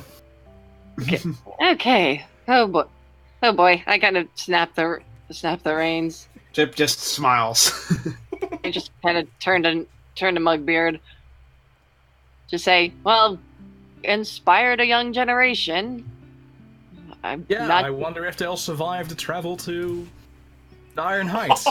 I don't think their parents will allow them to travel alone. Mugbeard. Well, it's a good test. Well, let's go. All will be well. That's what I believe. The hidden silver lining. All right. If they survive, they're good enough. I snap the reins. All right. Like, let's go, Anastasia. A moment as they leave, Trip just looks at the slumps for a few moments and starts thinking. Because, Yeah. What do you think exactly? well, she's pretty much thinking of. Well, she wants to, of course, help people in need like that, but with this whole journey, she knows she can't do it all the time. But she's thinking of, do I go after the journey? Do I just focus on helping the Furbox, or do I help more people? I mean, she's just a little bit thinking like, should I go back immediately, or should I stay here a bit longer and help the city slums out so everyone can be happy before the Furbox can come in? Furbogs, then. For Bog. I look over. That's at just what she's thinking. She's so thinking this. You doing okay, Trip? Huh? What? Yeah. You just kind of had this far off look for a moment. Oh, thinking of the future and what I'm gonna do. Yeah. I kind of smile wistfully. I know that feeling. Maybe one day, when this journey's over, I think I'll just see what I can do in every city to help their slums out. Who knows? Maybe I can get a group going that can help with all of this and help all these smaller sections of the cities help grow, so nobody is unhappy anymore. Well, you can't guarantee that everybody's going to be happy. But just as long as you do, if you do your part and just inspire good in people. Well, maybe not good, but just like did earlier with and kind. With time and effort, who knows? You'll probably inspire many more people to the same. So yeah, sorry, you got cut off. What was the last part you heard? Pretty much inspired to cut off. Inspire the younger generation, he said. Yeah. Inspire generation. That's like the younger generation. I guess I'll see. And she just smiles, like thinking. Hey, believe me, you'll know what the right thing to do is, and when to do it. You don't have to decide anything right now. Right, we have to focus on the journey ahead and stopping, Manu from going into despair. Yeah.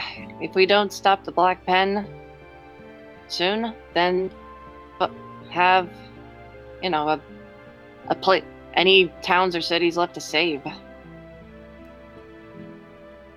Right. Is Trip actually in the cart? Yeah, she got back in the cart. Sorry, I didn't Oh, okay. I didn't put the symbol on the map. Sorry, that's my bad.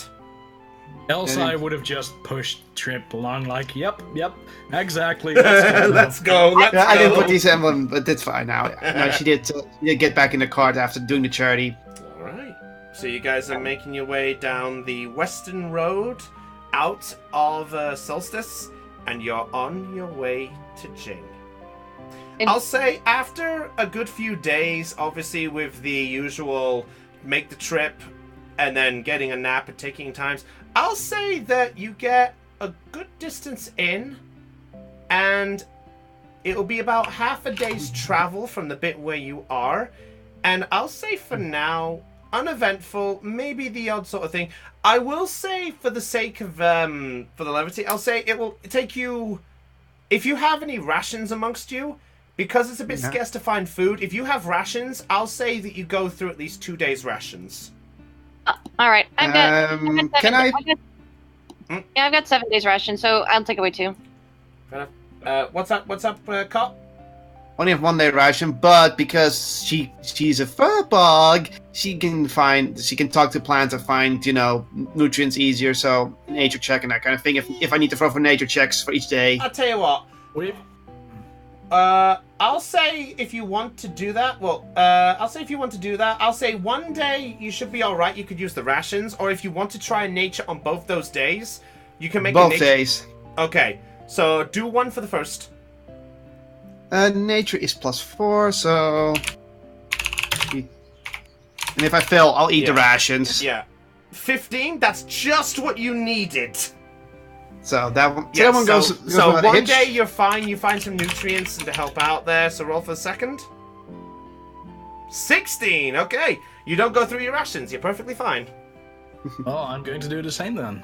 Okay, sure, why not? Because Tripper can only do it, how about he gets a bonus because he's searching for Trip then? I'll say, I'll tell you what, I'll say on this scenario, if you guys want to avoid using your rations, I'll say because Trip found some suitable nature, I'll say Trip could probably find you some suitable edible things. So if you want to avoid the rations, you can do, and you can just have the nature supplies. I already took off two of my rations. I'm not short on any. Okay. So Zellian says, I'll just use my rations. Okay. And Mugbeard, what do you decide? Oh, I'm going to go do nature shit as well. All right, fair enough. I'll say in this case, I'll say because Trip found them, you at least know where they are, so you're all right. Yep. All right, because I just said the DC, so it's all right there. So at this point, Mugbeard, you're fine. And after a good few days travel, nothing catches your eye, but the scenario is mostly similar to sort of what you found when you left Hope Key. This gentle, peaceful meadow. But around you, there's barely, trees and flowers and things. There's a couple of, hedges and things with, fruits and things growing on it. So that's essentially what Trips finds. And I think for now, that will cut you 3, and then we'll bring you back when we get with the other group done. So you 3 can take a break. So now, Team 2! It's probably our turn. Yeah, it's finally your turn. So, let's get our roll call. So for now, Del, Raven, and Cot, you guys can take a partial break. And while this is going on, Ursula, Secton, Magnus, Topaz, and Trilly. Yes. Yeah. Are you 5 ready? Secton's not here, but I'm ready. What time? Sure, why not? Oh yeah, Sector doesn't. Oh, wait, did Secton have to jump out? Must have dropped out. He was at his. I think it was at his brother's place. I have no clue what's going on. Oh, Ash. Okay, I hope he's all right. Okay, we'll get to. Fine. Okay, so for the sake of duality here, the 5 of you obviously now have a week, and I asked you guys to take care of some, to write down to me what you guys wanted to do. So this part for you guys is going to be a. Don't worry, maybe Mugbid can close the session to the chat. Raven's made a fan. Alright, so. Sugar Bear Game. Well, at least everyone's enjoying the show. I appreciate that. By the way, before we carry on for this bit, if you guys are hyped in the chat and you guys are loving what we're doing so far, hashtag charge with joy. Let's see those hashtags in chat. Alright, so, the second team. It is now a week for you guys to do your own thing, so if there's anything you guys wish to do, we will take care of that. So, let's see. I think what we'll do is I'm going to roll a d6. Because we got 5 people, so what's going to happen is, we're going to do, for the d6, I've got you guys labeled from 1 to 5. If it's a 6, then I will allow you guys to decide who goes first. Okay? Okay, sounds fair. All right. So that is a 3. Aeon, you're up first. Okie dokie. So Aeon, you are up first. So, what are you wanting to do exactly while you're in Jing? Hold on, Chopper in the chat has out. God damn it, Barb! The chat's going crazy. All right, so Trilly, what do you wish to do? With the time that Trilly has waiting for the other half of our group to arrive, our plans were to assist the mayor's crew with searching for any necessary medical herbs. Okay, we'll start with that first thing there. So what we'll do is, it takes you a little time to obviously find things, but I'll say there's a time where you do come across Thomas, who's basically doing a patrol of the little village, just keeping an eye on things. He sort of comes across you and gives you a wave and sees you approach, and is like, so what can I do for you, young Trilly? Well, I thought I'd give you a hand with searching for the medicinal supplies. I'm fairly quite familiar with nature, myself being a halfling. So. I can tell. So, I guess if you wish to, we should be having the team go off in about an hour or so, so if you get yourself ready, you can come along. No problem, and if it's possible, could we, the team, keep an eye out for any mistletoe and spruce sprigs as well, because that would come in handy for myself.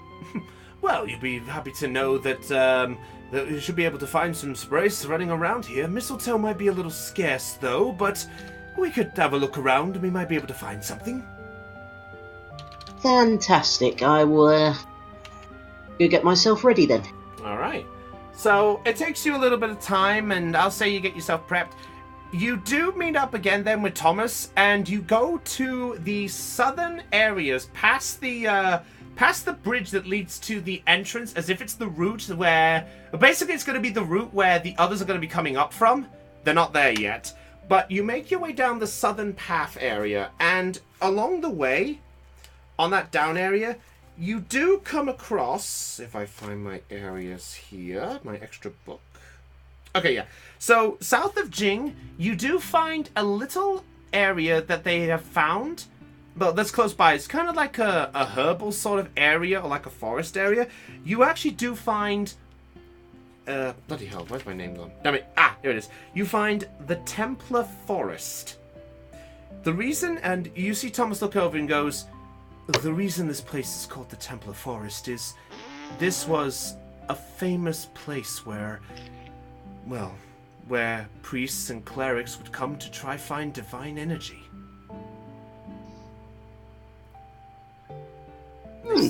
They used to say that you could communicate with the gods while you were here, but unfortunately, well, hardly anyone comes by, so it barely is used.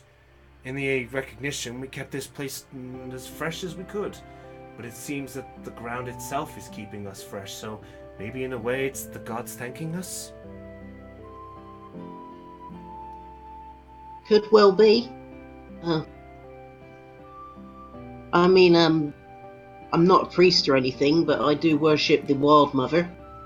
And I'm sure if she would appreciate you looking after the forest. Well, that's noble of you to say, young Trilly. So anyway, we should probably split up. So, if you take 2 of my guards with you and go in the eastern direction, I'll take my 2 and we'll go in the western and we'll try to find us what we can. Okie dokie, sounds like a plan. Alright, so in this case, Trilly, I need you to make a nature check for me, please. With advantage because of your halfling nature. And because I'm a ranger, I also have a feat called Natural Explorer, which allows me to double my proficiency bonus in a forest. Go for it! Oh, bloody hell, what's your bonus then? So that would be a +6 with advantage. Oh my god!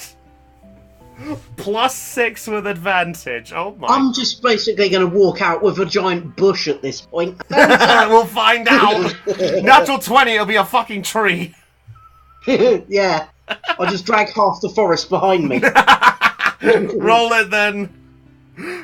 Okay, 15. Again. 24!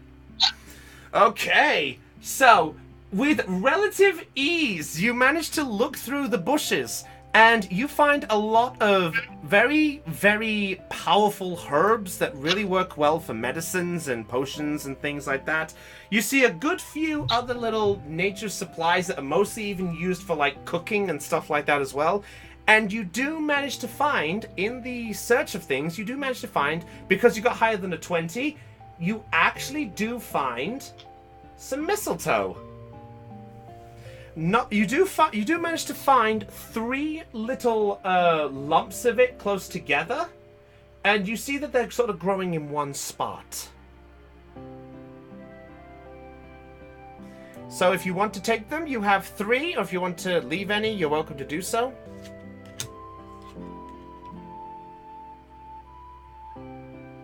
Aeon. Looks like he's talking in the mic, but nothing's coming. Damn it, I can't hear you, Aeon! You got that again! Damn it! Aeon! Jump back in. Aeon.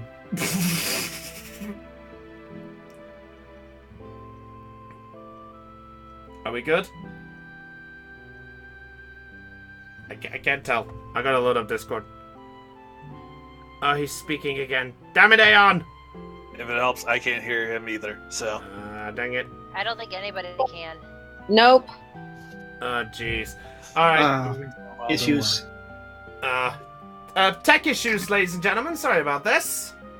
Ladies and gentlemen, we are currently experiencing technical difficulties. Please hold. I've noticed that Heidi seems to keep jumping in and doing this. Heidi should be our tech announcer at this point. What? I wouldn't be a good, I wouldn't be a funny girl if I didn't do something funny every now and again. Eh. Hey, don't steal my Oh. You gotta be spontaneous. Doesn't have to be all the time. Dude, man, you gotta be smooth. Exactly. You gotta be cool. If you want me to Relax. be spontaneous, Chopper, Get you it. will get your wish. The Oh, Heidi will remember. Oh, dear. Hello. Oh, Aeon! Stabbing There me. we are! I have no idea what happened to my laptop mic. I do apologise. Hey, Right. not a problem. Don't worry about it, dude. Alright, so, what are you doing again? Sorry? As I was saying, Trilly will harvest all the mistletoe. She will also bundle up any spruce she finds, medicinal herbs, cooking herbs into nice neat bundles, and bring them back with her when she goes to meet up with Thomas. Alright. And I will make a roll for Thomas to do his check. Come on. Big bucks. No whammies. Oh my god. It's a natural 20, isn't it? It is a natural 20! Double successes!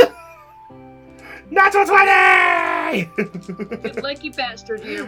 Hey, thank God. Hey, if it was if it was gonna be a natural 20 involving Trilly, thank God it was a search this time. Yeah, not a freaking boulder. It was a big rock. Killer Croc approves. Anyway, Don't remind me of the rock. if you smell what the hill giant is throwing, I'm going to hell. All right. Oh, believe me, I'll be meeting you there. Fuck! Anyway, so Trilly, when you arrive back, you actually see that Thomas and his guards are holding a large amount of the herbs and things in their hands. And they look at you and they see you and the guards also with that same luck, and they go, you see Thomas look and goes, well, you're quite diverse for you. You've got quite the supply there. You did pretty well yourself by the looks of it. It seems the gods themselves have even blessed this one. I think this might be one of our best harvests yet. Well, I shall give thanks to the Wild Mother when we're finished with this for the glorious bounty she has bestowed upon us. Well, pass her my thanks as well. I certainly will. Now then, I believe you were promised some sprouts and some mistletoe. Sad to say, I could only find one lump of mistletoe. Did you get any luck? I managed to find a small clearing where there was quite a bunch of it, 3 lumps. My word! I mean, thankfully the spell that I needed it for requires me to just essentially burn a leaf of it at a time, so this should last a little while, at least, hopefully. I should say so. Well, we should probably get ourselves back. It's probably getting dark by now. Yeah. Very well. Let's go. Yeah, lead on. I think a bit of a celebratory drink might be in order after this success. In which case, why don't you come back to mine? We'll have the guards all throw a nice little drink party, and I think it's only fair. Sounds like a brilliant idea. Lead on. All right. So you make your way back, and I'll say for the good bit of that night, you enjoyed the company with all these guards, and obviously really impressed by your nature skills and how you were able to find all of this. They obviously ask a bit about you because obviously you're new to the village, and Thomas is obviously really impressed knowing that someone with your skill set is doing some good, knowing that you have helped Jing with getting supplies. And I'll say for the first day, that's exactly what you get there. And I'm going to make a note of something, just because. Okay, so that's your day 1. What are you doing now? Anything else you're doing for the week? Well, given that we plundered the forest, I imagine there's not much more point in doing additional herb hunts. So, my plans won't take up much of my time for the rest of the week. But essentially, I want to take advantage of my lovely spell slots and my ability to speak with animals for 10 minutes at a time. And Trilly is going to attempt to teach Sparks some basic commands. Ladies and gentlemen, Trilly is now going to train a pet. Such that she can hopefully talk to him without having to waste said important spells. All right, fair enough. So you do find Sparks, who sort of decide to nestle himself on the farm area where you fought the hill giant. And you see him just sort of there, he's sort of grazing away at some of the crops as the farmer who you helped, he's obviously looking after Sparks with the command. He sees you coming over and is obviously kind of curious what you're doing. And after you explain what you're doing, you make your way over to Sparks, and he just sort of looks at you with this curious look of,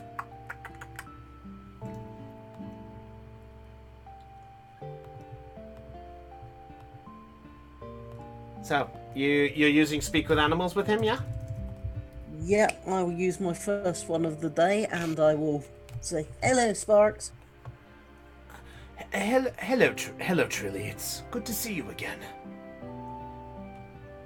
Good to see you too. How are you doing? Well, I will have to say this is different than what I'm usually accustomed to. It's different. Yeah, this place certainly is different. Yeah, it's weird not having people trying to kill me. So I take it you just came to check on me? Partially, yeah, just to check on you and make sure, you know, that you're still all in control and everything's okay. I'm still doing well, thank you. And, the other is probably a bit of a odd idea. Obviously, you know, I can cast this magic and speak with animals. I was wondering if you'd be open to me, trying to essentially teach you to understand a little common so that I can sort of give you instructions and talk to you without having to rely on the magic quite so much. Well, I guess it's worth a try. Do you really think we could do it? I'm willing to give it a go. I mean, I've got just. I reckon I can probably cast this spell sort of half a dozen times a day, so I'm willing to sort of try, on and off, sort of try and teach you the words, or a couple of words. Well, in which case, let's give it a try. I'll do my best.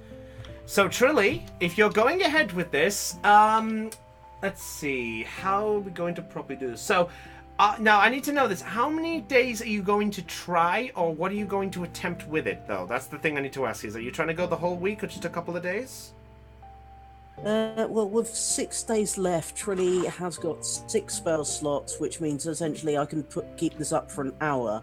So the plan is to essentially spend 10 minutes talking to Sparks, and then essentially 10 minutes without being able to talk to Sparks, and alternate in between trying to essentially trying to get him to learn what the words sound like, and teach him basic commands like stay, stop, attack. Okay, alright. In that case, let's see. Okay, so when you're doing the, when you're speaking to him in the normal common, he obviously understands you and gets to understand that. So for each of these, we're gonna do you a little challenge here, Trilly. Okie dokie. So, I say that here's what I need you to do. I need you to roll a... Let's see. Can we roll percentage dice on here? I can roll a D100, yes. Alright, so here's what I want you to do. I want you to roll a D100 on each day. Basically put there is a percentage that I've got written down here that we're going to take you to try to teach him the proper common. If you break that percentage, then he will learn common as you go. But as you're learning through the days, the number will go higher, meaning you got more chance to succeed. So, if you want to, roll your 1d100 to start with, please. No bonuses. Okay, for the first day, here we go. First 100, 48. Wow. So the first one there, it's not high enough, I'm afraid. So he sort of looks at you for the first day. He sort of seems to get what you're trying to do. But more than anything on the first day, he's mimicking your movements more than your speech.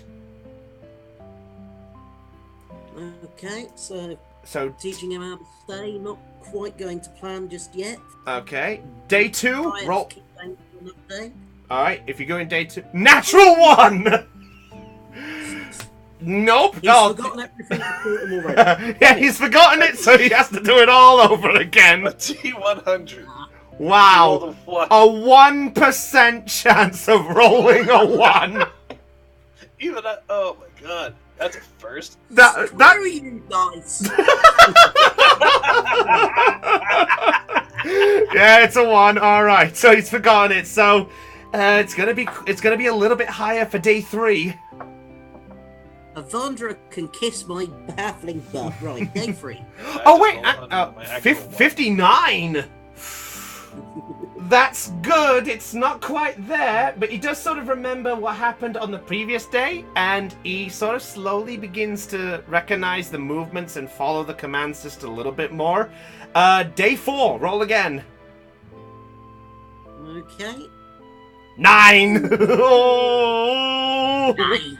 9. He sort of forgets it after a while again, but he's more distracted on that day with just nibbling at the grass.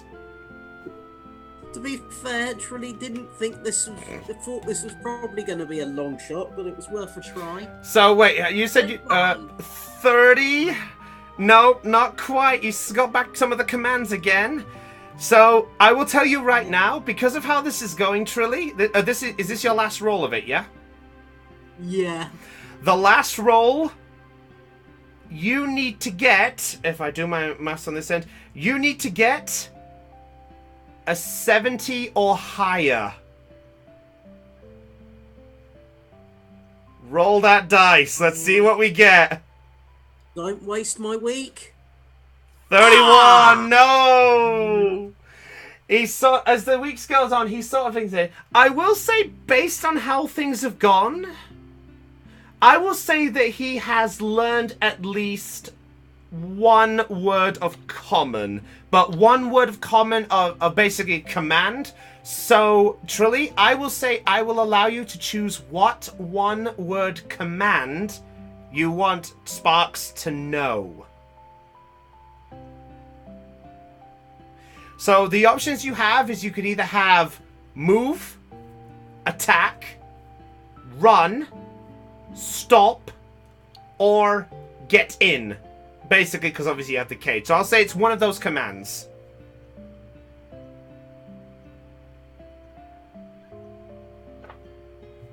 I think I'm going to go with move. Okay. So, I'll say it this here. So during your wording, when you realize that time's coming to an end, you try to go through the wording. He doesn't quite understand it, but when you say the word move, he actually moves towards you.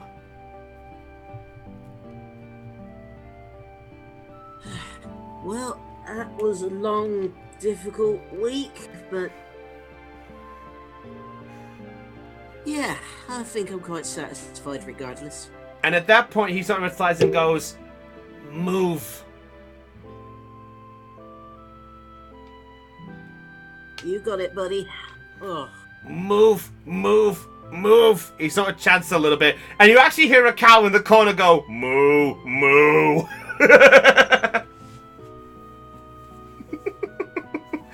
All right, so Trilly, that's taken up most of the time there. So I'll say, is there anything else you really want to do? I'd say at this point, maybe before the others arrive, you have maybe 3 hours.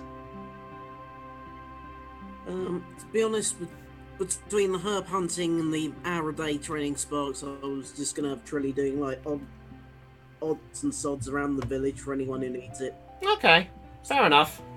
Uh, All right. Oh. Hang on a second. yeah. So Secton's actually just seen Secton's offline. Oh no! Yeah, I'm pretty sure his internet's gone out. Oh great! Oh, I love what he's given me. That's the thing. That's the fun end. Because the thing is, Secton actually read down he was going to do herb gathering as well. So we'll probably get to that bit or whatever. We'll get to that bit. So, next on the list. Let's go to one of the girls. Let's go to another one of the girls. Let's see. Let's go with, because we've actually got this together, Ursula and Lena. No, Ursula and Topaz. So, you two, if I got this written here, you both want to train with each other. Mm-hmm. All right. Heidi, are you there? Yeah, I'm here. I'm just a little. Nope. That's all right. Okay, so the two of you obviously meet up and you decide the idea that you want to train with each other. Now, I'll say in this scenario here, you've got a choice of 3 places to train. You can either train in the center square, you can train in the farm, or you can. I'll say, for the sake of how things have gone and meeting up, I'll say that you even know about the herb gathering area. Can I make an investigation check and see if there's like a training area or an open field where we can train besides the farm? Sure, go ahead. Alright. Topaz, if you want to roll 2, you can do, or if you want to give Ursula advantage, I'll allow it. Sure, I'll do that for her. Okay, Ursula, you get advantage. 20 on the first? My investigation is +1, so... Oh, so, okay, Topaz is rolling, Mine's sorry. +2. Oh. Okay, so we got a 12 there. So, Lena, you're rolling as well, you said, yeah? Okay, 6. So Topaz, you're sort of distracted by how the place looks. Ursula, I'll say you do manage to find an area besides the farm that catches your eye. The area in question is actually out of the southern gate area that is sort of towards Noir. Essentially, it's an area that's just over here. The area is actually the guard barracks to Thomas's area himself. Oh, nice. So Thomas sort of leads you both in, and goes, "Well, I hope this place will accustomed to your training needs, though I'm a bit surprised that you two would need some training together." Yeah, I mean, I've never trained with a tabaxi before, or I haven't never, so this will be a fun experience for me. What about you, Topaz? Is this a first for you? I have to say, yes, it is. Well, I hope you find this training to your heart's content. Tell me, are you wanting to train with each other, or do you need one of my captains to help you out? We plan to train with each other. Very well. Well, if you need like an official or anything, just give me a holler. I'll send one my direction. Will do. Thank you very much, Tom. My pleasure. Thank you very much for your kindness, Thomas. We appreciate it. My pleasure. Just try not to hurt yourselves. We always put that rule here, but do be careful, but I know that you two will. Have a good day. Thank you. So he walks off back. Oh. Sorry? Well, Ursula, shall we? Yeah, let's do this. Okay, so, what exactly are you two wanting to train with exactly? So, Ursula, what are you wanting to train with? I wanted to train with my double short swords, so Double two short. weapon fight. Okay, fair enough. Topaz, what about you? Well, since Ursula is going to train with her double short swords, I think I'm going to train with the scimitar. Okay, so are you both, I suppose I'll ask this, are you both training with each other, as in, like, sparring, or are you just sort of just doing, like, shall we say, the equivalent of shadow boxing in a way? I Well, wouldn't mind a bit of sparring. yeah, I'll go with sparring. Sparring seems like a good idea. Okay. It's good to have a partner to spar with. All right. At least you know that presents a challenge, and you're able to better yourself. Yeah, and concerning you're both using two style blades in a way, yeah, I'd say it works well. Alright, so in this scenario, Ursula and Topaz, you both sort of, after like a bit of warming up and getting yourselves prepped, you bring out your weapons and you both look at each other with this sort of trusting facial expression of a smile with a sort of hint of seriousness. It's sort of a like a rivals getting ready to fight, but you know it's not that serious. I need the two of you. Let's see. Both of you make a dexterity for me, please. Make a dexterity check. Okay. So roll a d20 and add your dex. Okay, my Damn it. dex. Okay, my dex is +3. Okay. Oh, speaking of 3, that's what Ursula ruled. Yeah, that's kind of funny.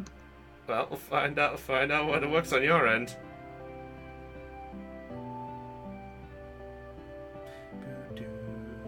I love this music, for the record. 19! Alright, so, Topaz, effortlessly as Ursula is trying to strike at you with the blades, you effortlessly dodge out of the way, that you are used to this. Ursula, not quite as lucky with the moves, as you are only just able to dodge out of the way of Topaz's strikes, but the blades do sort of skim against you a little bit. You do take 2 points of slashing damage, though.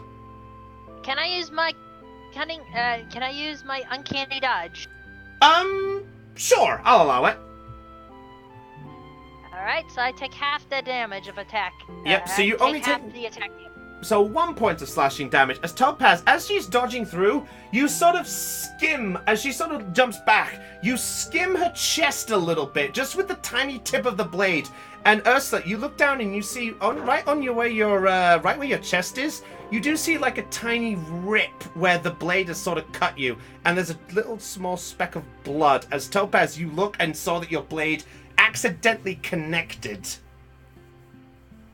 My apologies, Ursula. That's fine. That's the whole point of training, is so that we can avoid stuff like that. Let's keep going. Very well. Okay, both make another dexterity for me, please. Okay.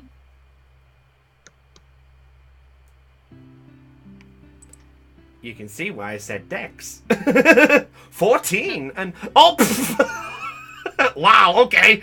Roll reversal. In a complete No. in a complete twist of things, Ursula suddenly finds her spark of seriousness and goes in with the two blades. Topaz, you are not quite as ready for this, as you find that the two blades, one of Ursula's blades smacks against the blade you're striking with. Roll reversal. Oh, pun! Dice roll. I get it. Pun. So with one blade, smacks Topaz's blade down, and the second one, going for the strike, as it clings against the armor just briefly, and Topaz, you feel the armor press into you just gently. You do take a point of slashing damage in the process. Okay. And at that, you actually feel the armor sort of clink against you and give you a little bit of pressure. And it doesn't cause blood, but you can feel yourself kind of winded.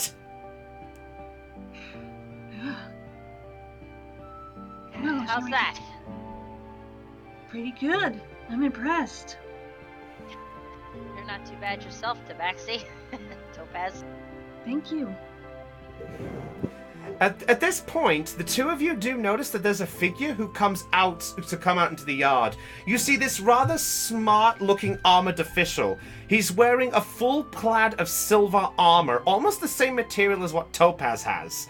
But he sort of comes out and you see him holding a large blade in his hand. And you see that he's got a helmet with sort of a blue bit of fluff on the top of his head. And he comes out and he actually claps his hand against his sword and goes, I haven't seen sparring like that in quite some time. Both throwing moves at each other and both connecting. I just didn't expect people to be training in my area. Your mayor, Thomas, invited us to use this area for some sparring, so I hope we're not intruding. Oh, no. If the mayor gave you that permission, then you have my full authority, then. Sorry, perhaps I should properly introduce myself. My name is Captain Charles Exer. I'm the lead captain here. Well, it's a pleasure to meet you, sir. My name's Ursula. And this is Topaz. She's Tabaxi. A pleasure to meet you both. So, mind if I ask why you two are sparring with each other? We're just passing time while waiting for the rest of our group to show up here in Jing. It'll take them a while to get here, however. We thought we'd pass time by just doing a little bit of training. I see. Well, in that case, would you like a sparring partner for the two of you to be against? What do you say, I Ursula? look over at Topaz. What do you think, What do you Ursula? You're both asking the same question at the same time. You see Charles just looking at you both like, you're both not in sync, you both know the same question. I sweat drop. So do I. Anyways, what do you think, Topaz? Do you think we should invite him with our sparring session? I don't see why not. I turn to the captain. Looks like you're on. Very well. But, tell me, from what I see, you're both two-bladed wielders. Yes, sir. Then if you don't mind, and he reaches into his side, and he pulls out another copy of the large sword he has before him. And you see him holding himself almost like sort of sticking the two blades out in separate directions. Almost like he's, in the nicest way to put it in a fair comparison, he sort of stood there like one of those people who guides the planes in, like he's like arms out like, you're good. Gotcha. That's the nice comparison I've got there for how it looks and things. Well, hey, I have to say that's a pretty good comparison. Well, glad to know it works the job.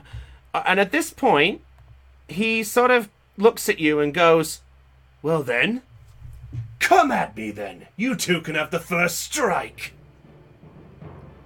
And you watch as he actually puts his two swords right in front of him, almost into like an X formation, and just stands there for a bit. So Ursula, Topaz, I will allow you both if you want. You can either both roll initiative, or you two can decide the order between you. Okay, Heidi, how do you want to do this? Do you want Ursula to go first? How do you, Let's see. I don't mind going last if that's okay with you. That's perfectly fine with me. I was gonna let you choose. I was gonna Very be well. fair. Okay, so All do I right. roll dexterity? If you're well, it depends. Are you going for full-fledged kill, or are you going for spar? Spar. Okay. I'm not going for kill. I don't want to kill this guy. Fair enough. All right. Then roll a d20 and add your dex. Okay, so I'm rolling dex again. Okay, got it. Yep. Combat time. Partial. 9. You lunge towards him, but you sort of stumble a little in the process. You move out of the way, and at that point, he sort of sidesteps and goes, You know, for cat-like, that seemed kind of slow. Work on your eyes! Yes, sir. Now then, human, come at me! And it's there you watch his demeanor of this gentle sort of soul turn into this rigorous sort of figure. Roll your attack, Ursula. There you go. I have to ask you a question, Chris. Would this be kind of like a drill sergeant kind of thing? Not quite drill sergeant, but sort of.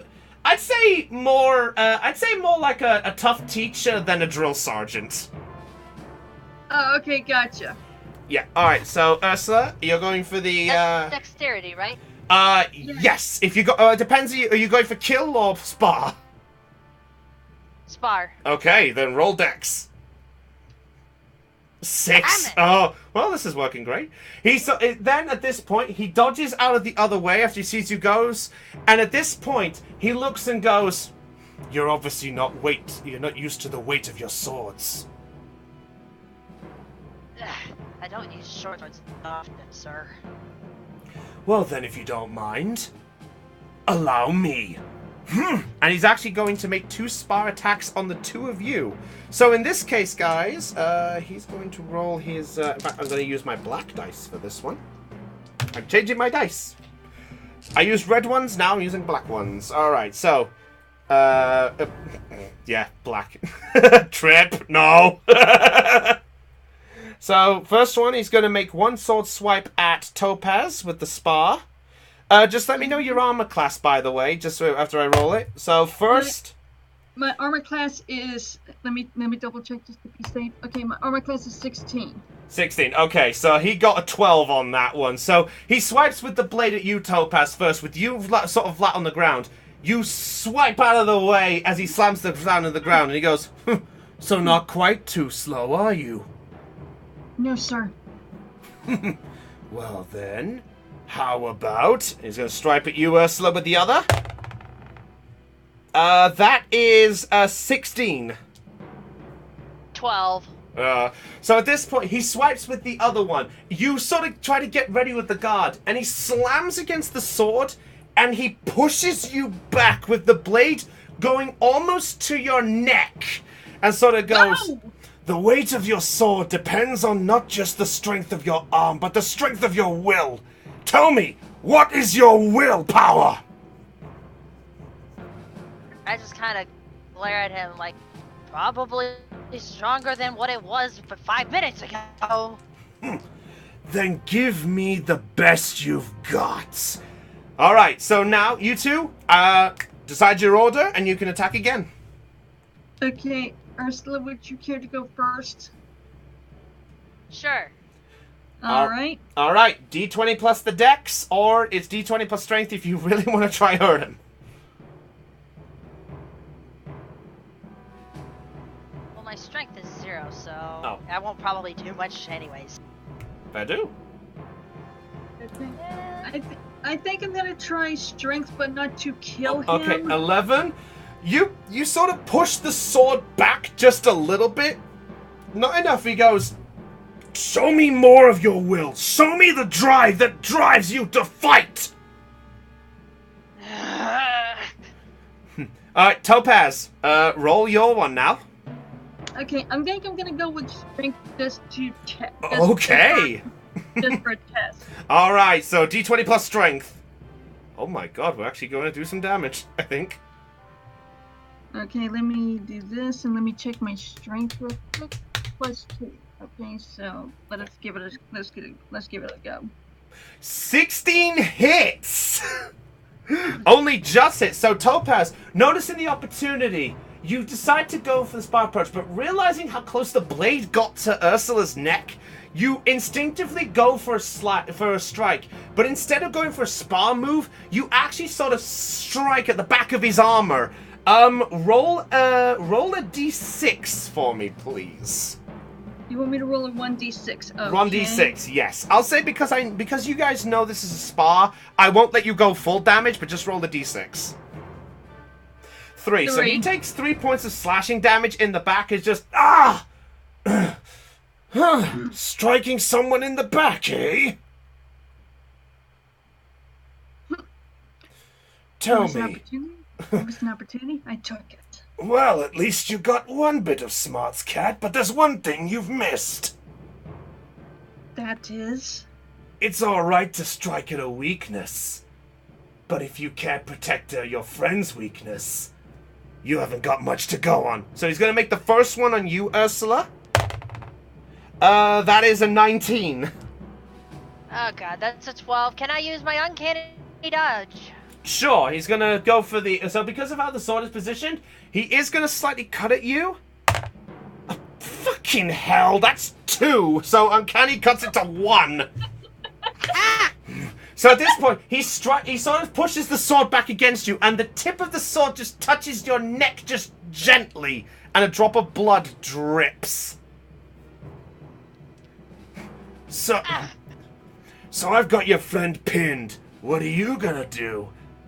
And at this point, Topaz, with you being close, he's going to strike with the other one right at you. That is a 15. Okay, well, remember, my armor class is a 16. So he strikes with the other blade, and in quick succession, you put your double blade and...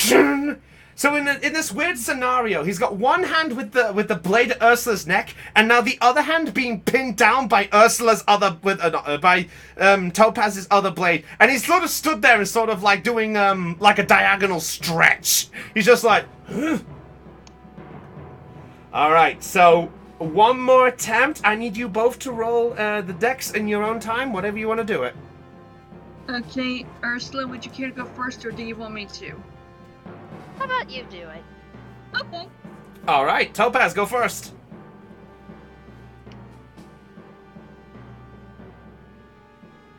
9, no, doesn't. In the opportunity, you think you've got him, and as you swirl your blade round to strike with the other one, he flicks the blade in quick succession with his foot to catch it back in his hand, and blocks you almost effortlessly at this point, and smirks at you like, cute moves. Ursula, go for yours. Well, seeing as I'm pinned, I'm gonna do a surprise attack. I'm gonna do a firebolt. Oh, he's going mad. Okay, roll the attack. Let's see, that's Arcana, and since I'm proficient, it's a +8. AoE attack? God damn it! No, we're not playing Etrian Odyssey. Let's see. Is that right though? Is that right? Do I do? If it's a magic, you roll a d20 plus your spell attack. Okay, yeah, that is Arcana then. Oh wait, no, that's not a spell attack. Fuck! That's 5. Oh, 13. 13 misses. As you notice the situation, you think you can use your hand to sort of drop the sword and fire the bolt. In quick succession, he sort of swerves out of the way almost effortlessly. And without damaging in any way, he looks at you both with the blades and just like, So magic is a way you can fight too, is it? Taught by my mother. Well then in that case, let me show you what true two weapons can do. And with that, you watch as both his blades generate a blue aura. And he's actually going to make a dash towards you, Topaz. And he's actually going to do... I've actually been working on a move of my own. He's actually going to strike with multi-slash.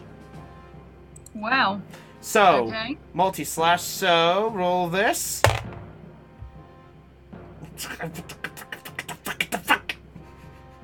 Something tells me you rolled lower than a 16. I rolled lower than a 6. I got 3. Wow. So at this point, he rushes towards you, Topaz, and is just like, I come at you! So he strikes with the blades, and just as you move out the way, you both look and you see the combination of this one move towards, and there you just watch as the blades strike almost as fast as lightning in quick succession. To put it blunt, if that multi-attack hit, he didn't have to roll a d20 to hit you with the second strike.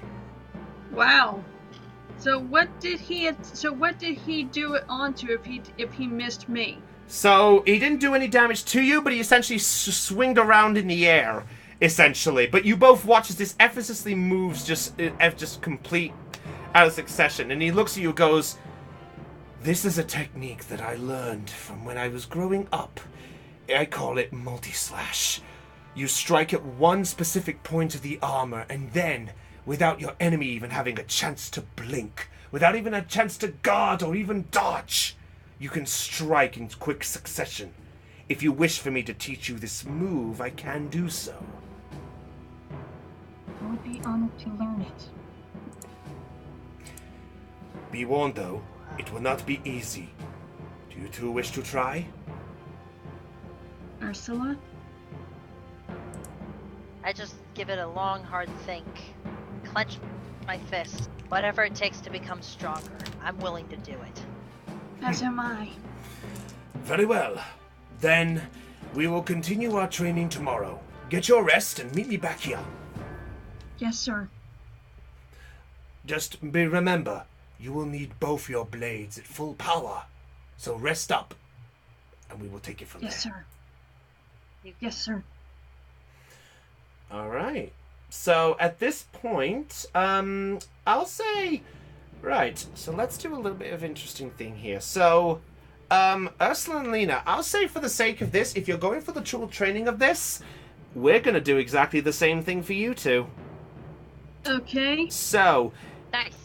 I need so both of you two, similar to what Trilly did with the percentage dice, I need each of you to roll a D100. Now I need to ask this question. You've now just used 1 day to do sparring. You've now got 6 days left. How many of those days are you willing to put towards this training? Huh. All of them.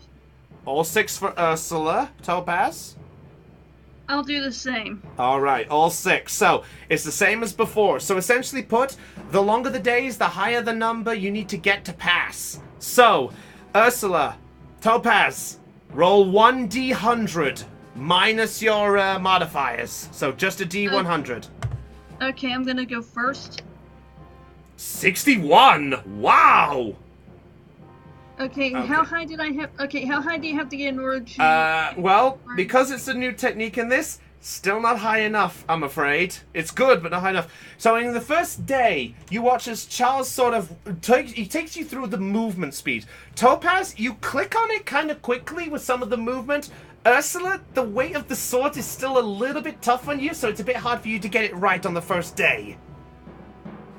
All right. Second day, you both did not pass that first one. So, second days, both go! Okay. You go first. be okay. Let you look be on my side, please. 44. Nope. Ursula. 47. No, not quite. So, almost in quick succession, he shows you again, and Ursula, you get a little bit better, but Topaz, not used to the fact of this hard of training with your weapon, it's a little bit harder for you on this day. Okay. Alright, third day. If you're going for it again, roll. Let's see if they'll do it. Will anybody break it? 36. No, I didn't break it. 36. Oh dear. 13. Ooh. So, not quite the same succession again. It sort of got worse as the training's starting to get to the pair of you at this point. You see Charles looking at you and goes, "What's the matter? Do you want to learn this technique or not?"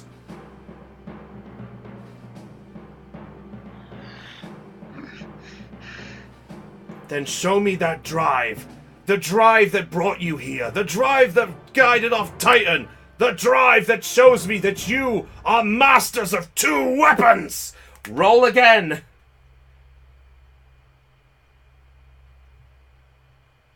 Come on, come on, are we gonna get a success? Come on, I don't know, but I'm gonna give it a shot. Ursula with a 95! I crashed. Topaz crashed. So, Topaz, on the 4th day, you collapse a bit in exhaustion. And at this point, Ursula, you look and you see Topaz on the ground gasping for her breath. And it's there that it sparks it up within you. As Ursula, you then get the move as near perfection itself. Ursula, you've learned the move! Okay. Yes! So, Ursula, I will give you the stats for that afterwards. So, Ursula, at this point, you watch as Charles looks over at you and goes, "That's the drive. The drive to defend your comrades when they're flatting on the ground. To defend them. To be guardians when they are their weakest. To be the strongest." Okay, I have to ask, which day are we on now? Let's see. Go through the numbers. Give me a second here. Let's see. Go through the numbers. I'm looking here. So, let's see. 1, 2, 3. This is day 4, so there's 2 days left to go. But I will say, because Ursula has mastered it, you get advantage. What do you mean by advantage? You roll the D100 twice, and you take the higher one. Okay, so I roll it twice. And the highest number will be the result for the day. Okay. So, Ursula, I will ask this. Ursula, are you still sticking around to try it, or are you going to be there, or are you doing something else? I'll ask this for the sake of it. Yeah, I think I'll stick around. All right. So, Topaz, you get the advantage. So, day 5. Ooh, 71. And roll it again. 21. 21. Okay. Can I ask a question? You said you had to be 70 or higher in order to learn it, right? That was for Trilly. You're sadly short by 9. It So needed it to be was 80? an 80 for day 5. It's a powerful move. It's a move that lets you attack again with the second strike without looking at a D20 roll. What do you think it's gonna be like? Okay, now would you say that? Okay, now, I'll say you got really close. That Charles is looking at you with this sort of fierce look and goes, "Come, you've got one shot. Give me that ability. Show me you have the potential of your friend." So I will allow this, Topaz.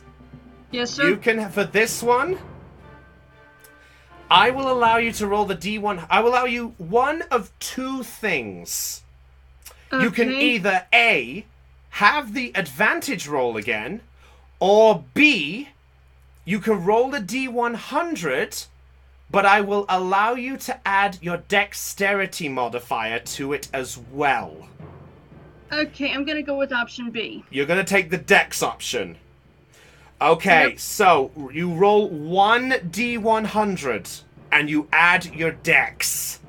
Okay, 1d100 plus 3. All right, all the hope. So I tell you, Topaz.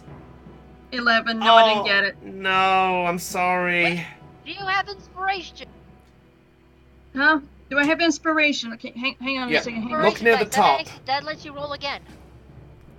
Inspiration. Because my plan was, if I failed that roll, I was gonna use my inspiration. Where would it be? If you scroll to the very top of like the page when you've got it, it should say if you've got inspiration. In fact, let me have a look. See, I got the look on the book. Okay, take And a a look. cookbook. Let's take a look. A book look. By the way, someone in the chat's someone in the chat saying, "I come back and there's tension. What the hell have I come back to?" Sparring, and I learned a new move. Good for you. Yep.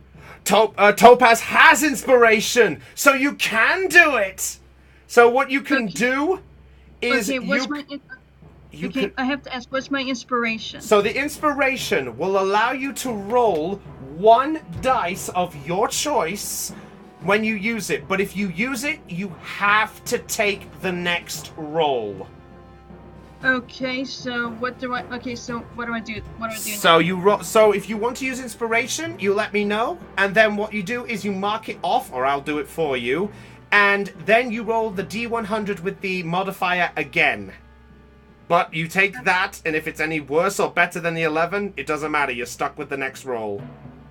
Okay, then I'll go for it. All right. So, in fact, Topaz, I will say right now, because of the success before you press the enter, you need 65 to learn the move. Okay, please let me be on my side. Let's find out. I'm praying for you, Lena. The joy! Oh, you forgot to say. Whoops. Well, tension's there. Hashtag charge with joy for Lena! Come on, is she gonna get it? 32, No! I'm not gonna get it. No! 32. I'm sorry, 32, Lena. So okay, no, I didn't get it. I'm sorry, Lena. Oh well.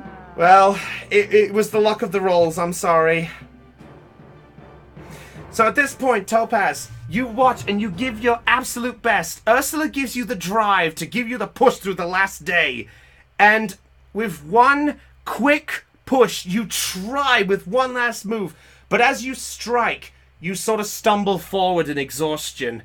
And Charles just looks at you and just sort of sighs and goes, "That's enough."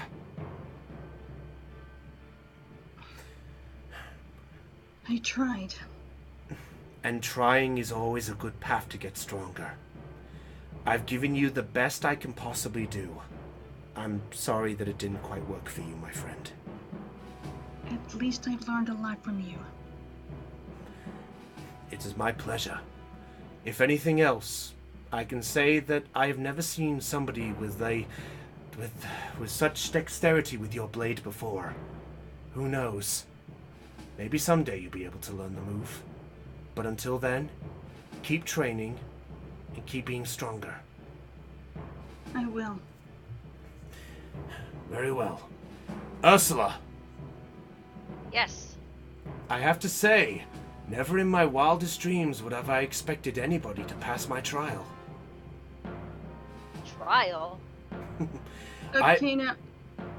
Okay, before we continue, I have to ask, what's going to happen with the 71? Is that now void? Basically put, each day was different. So basically, when you rolled for the next day, the previous roll was gone. Okay. Yeah, So essentially that's why I said the number was different. So, he goes, what I mean by trial is, I've tried to teach my move to many different warriors and wielders of two blades for the longest time. Only a handful have ever passed. And you get to join that rank, Ursula. I blush. I'm honored, sir. I mean... I place my hand on Ursula's shoulder. Congratulations. I just kind of look at Topaz sad a little bit. You'll get there someday soon, Topaz. I know. I believe. know that. But until then, I'll try my hardest to help through what I've learned through Charles. I know you No, will. it wasn't supposed to be dungeon theme. I just thought the melancholy would work out. Sorry. Charles just sort of looks and just smiles and goes, "That at least is a comradeship in itself. I really hope that the rest of your journey suits you well. And Ursula, may the luck of the multi-slash help you guide to victory." I just nod at Charles and smile at him. I have a feeling it will definitely come in handy. So thank you for everything, Sir Charles. My pleasure. And you, Topaz? I'm sorry it didn't quite work, but I apologize if it was too tough for you. I will learn I have all faith that I will learn the technique eventually. Well, if it's anything, at least Ursula has it, so who knows? Maybe you could even learn it on the road. What do you think, Ursula? I give you a confident nod, Topaz. It would be my pleasure to help you learn that move. Thank you. Such comradeship. It honestly brings a tear to this war veteran's eye. Now then, I suppose you best get ready. You said that your friends were coming by on this day, right? Yes, sir. That is correct. Then you best get ready to greet them. Right. I motion to Topaz. Let's head to the town square and meet up with everybody. I have a feeling we've got a lot of catching up to do. Right. Alright, so give me a second. Okay, so got that there. So what I'll do, Ursula, is I'll give you the statistics for multi-slash when we finished. Alright, next on the list, Chopper!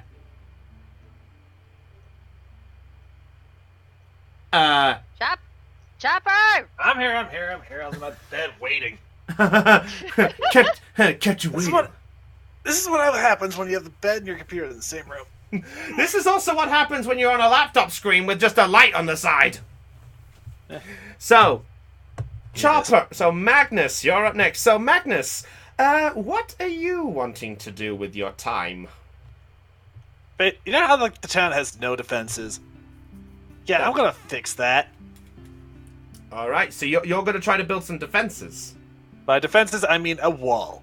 A wall, okay. With a gate on either side. Alright. Are you wanting to try do this by yourself? I was gonna enlist the dwarf. The dwarf, okay. So you're And gonna also any other help I can scrounge up, because it's not a two-person. Okay. Make a persuasion check. Oh boy, it's +0 last time I checked. Yeah. Alright. Okay, so okay, Heidi, fair enough. If you have to disappear, just let us know. It won't be for Fuck. a bit, but yeah. It's alright. I'll tell you right now, it's just gonna be the weak stuff, and what we'll do is next session everyone's gonna meet. Okay, Fair so enough. I can go on ahead and do what I need to do. Yeah, if you want to go off and get some food, or you want to hop off for the day, it's up to you. But obviously, fair enough. But I figured if you want to stick around, it's up to you. Okay. Alright. And hopefully, sometime in the near future, Ursula can teach Topaz that multi-slash. Well, we'll see what happens when all things gone, but we'll get to that in a minute. All right. So, you've at least got you at least get Igno coming up to you and goes, "So you're wanting to help build a damn wall around our little shindig?" You know that giant club I got from the giant? Aye. I was gonna use it as the lock. Well, you do be aware we've got three paths into the town. I thought you had 2. We got 3, love. We got one from coming from Helix, one to Noir, and one from that Solstice town down the road. Oh, then this plan just fell apart. Yeah, Solstice is down this way for the record. Yeah, it fell apart. Igno goes, it's a brave knowledge, but what exactly were you planning to do? Basically, I was planning on surrounding the town with a wooden wall of sorts. There's a lot of tall trees around here we could have used. Aye, the Templar Forest would probably have a couple. Not sure whether the gods be liking it, but, you know, what can you do? Yeah. Oh well. We You got any extra iron then? Or steel? Maybe? Why? Now that the wall thing is out of the way, I might as well make a sword for myself. Oh, you want to try learn the art of blacksmithing to make a better, eh? I mean, I used to make my own stuff in the army, but that's about it. Well, I suppose it'd be worth a try. Well, come on then. We'll head to the blacksmith. I'll try to teach you a couple tricks and see if you can learn things from a dwarf. Dwarf. Okay, this is gonna be fun. Yep, I'm following him. Alright, so you make your way to the blacksmith area. You still see the same blacksmith as is there. There actually doesn't seem to be somebody there this time. But you actually watch as Ignil sort of just pushes the door and walks in just gracefully. Just like, right, so, what exactly you wanting to make? First thing of blacksmithing is you need to know what you're wanting to make. I was thinking longsword. Longsword? And Nice I'm already and armed to the teeth as it is. Well, you do look like the only way that could bust you open is with some kind of diamond. Yeah, tell that to the bugbear. The bugbear? Long story short, you know those guys down like those bugbears that were robbing people near the Casta? You actually telling me one of them got you? Oh yeah, Chief. We managed to kill him though, but then after I was knocked out. Well, at least it took the chief to knock you down. That's his guts. Damn thing was strong. Barely remember the rest of the fight. Well, I suppose that'll do it to you. So, you want to make a better blade for yourself? May I see the one you've got? I'm handing him my longsword. Alright. He sort of grabs hold of it and almost effortlessly, he holds it almost up in the air to test its weight. It's like he's literally lifting it like a feather. He sort of brings it down to look over it and goes, "It's not about craftsmanship. You said you made this yourself, right?" Not this one. I'm pulling out one of my short swords. This is the one I made myself. Oh, that's not a bad-looking blade. Thank you. And it took me about a week to make. I had some extra time when I was on assignment, and I figured I might as well make something for myself. So Things been through me through thick and thin. So you're saying you could make a better blade in a week, eh? I mean, that's a short sword is different from a long sword, though. That be true. Well, I'll see if I can help you out, but be warned though, you got to do it just right if you want the best. I'm willing to learn. Well, just be aware though, don't cry to me when we don't make it good. If we don't make it good, so be it. I already got an extra long sword. I was thinking 2 might be helpful. Well, Considering I already got an extra short sword. Well, in that case, let's see what we can do for you. Alright, so Chopper, your challenge. Do I need to roll a D100? Well, yours works a little bit different. So here's what I need you to do. Your first step is you're wanting to make the best blade you possibly can. So, you obviously have your materials and things, and you said you want to make the best longsword, right? Yeah, longsword. Longsword. Okay, so, it is going to take you at least 4 days to try get a good one right. But let's put it this way. You can go for 3 days, and you can get a +1, or 4 days to make a +2. The problem is, if you go for the +2, it's a harder challenge to get. Let's do the +1 for now. +1. Whatever All right. time I have left over, I can just use with the plus. I'm gonna be there for a week anyway, right? Yep, that's right. All right, I'll attempt to make 2 of them. What, 2 +1s? No. Oh. I'll attempt to make. If I can't make the +2, I'll make another +1. All right. So you're Sell able. it. So tell me So what are you wanting to make first? I need to know what the first one I'll do is. the +1 first. +1. All right. So for this, I need you I need you to make a dexterity check for the first one. The first is you need to make the blade itself. So it's pouring the mold of hot steel. So make a dexterity. Ow! 19! Nice off the bat. Nice and easy. You pour it straight into the mold. Just to let you know, you needed a 13 to pass that one. So, well played. So, after a while, it takes some time to cool, and you watch as Ignil looks over your blade and sort of looks over at you for a moment. It's like, are you wanting it exactly the same, or are you wanting it a little bit different? Let's make one a little bit different, like a something out of someone else's nightmare. Ooh, intriguing. Let's try. You watch as this sort of mad demonic look suddenly appears as Ignil suddenly gets a spark. All right. I knew I would like you. So next step. I need you now. I need you to make a wisdom check for me to base. Intelligence. Make it an intelligence, Shit. and make it an intelligence check to try and get the blade structure right. 17. Nice. On a -1. So By the way, this dude who Magnus is with, he sounds like one devious little dwarf.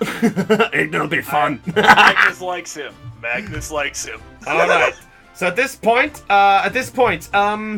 Ignil sort of just looks over and he goes, "You know the blade you want, so you need to just trim down a little bit of the magma. You need to cool it just right."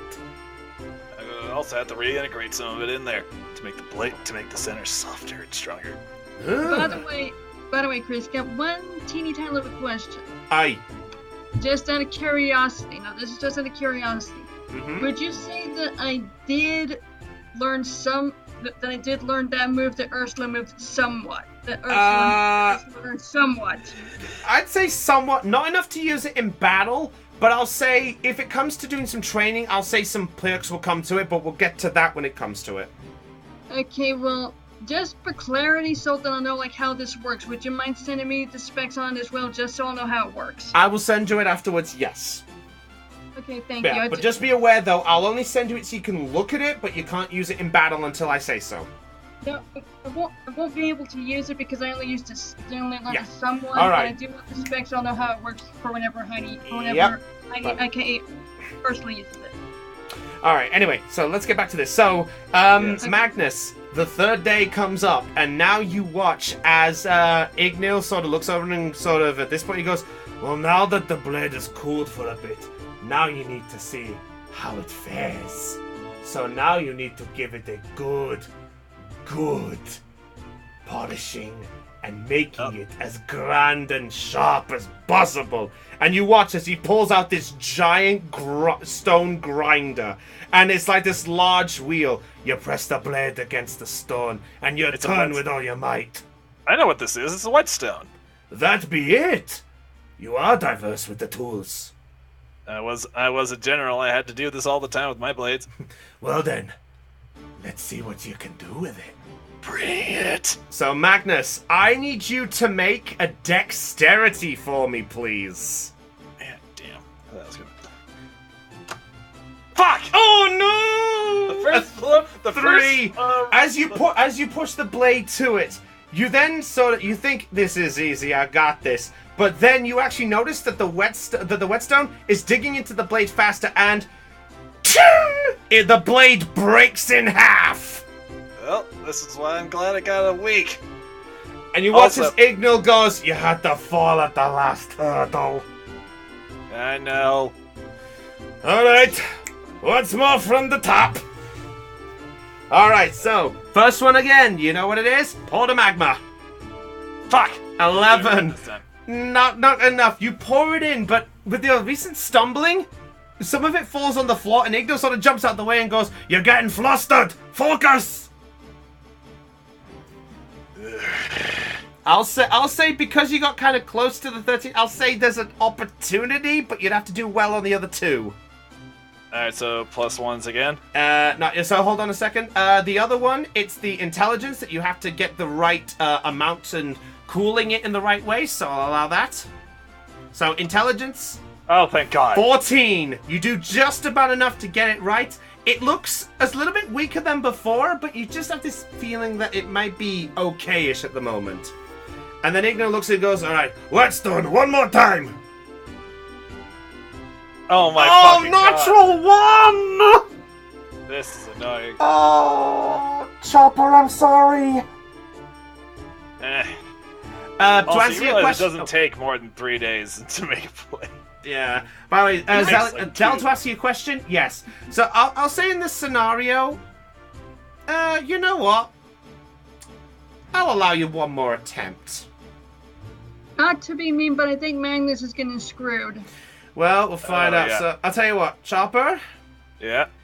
I'll say because in real life, it actually does take 2 days to make a blade. yeah, I know. That's why I said I'm giving you one more. But I'll say Igno's patience is looking a little bit thin. Oh, God fucking damn it. Oh, 10. It started flustering to you a bit. Your borderline just got enough to go on, and he looks and goes, "You better get it right this time." Oh, thank God. 15 for the cooling process, so pretty good. Now for the whetstone, Dex. Oh no! A 5. This what? This what? Oh, The Chopper, dice I'm has sorry. screwed me over this time. Chopper, I'm sorry. It's fine. Hashtag devil Wait, dice. Wisdom and Dex are actually the same. Yeah. So at this You, point, you couldn't have been strength. You couldn't have made me hammer it in with the +7. I had to make it a whetstone. I had to give you some trial for it. I could have just used the handstone I had on me. Wait, you have a handstone? Yes. All right. Okay. I'll tell you what. Let's make this a little different then. All right. In that case. Yeah, you know what? I think I'll give you an opportunity. Just one, but it's the only one I can do. So in this case, I'll say make a strength check for the last one, but I'll let you choose if you want to use it on the second day or the third day. What, for sharpening it? Well, yeah, for getting it right. Let's make it the second day. The second day. So you're going to try to aim to replace the natural one. Yeah. Go for it. Oh! 25!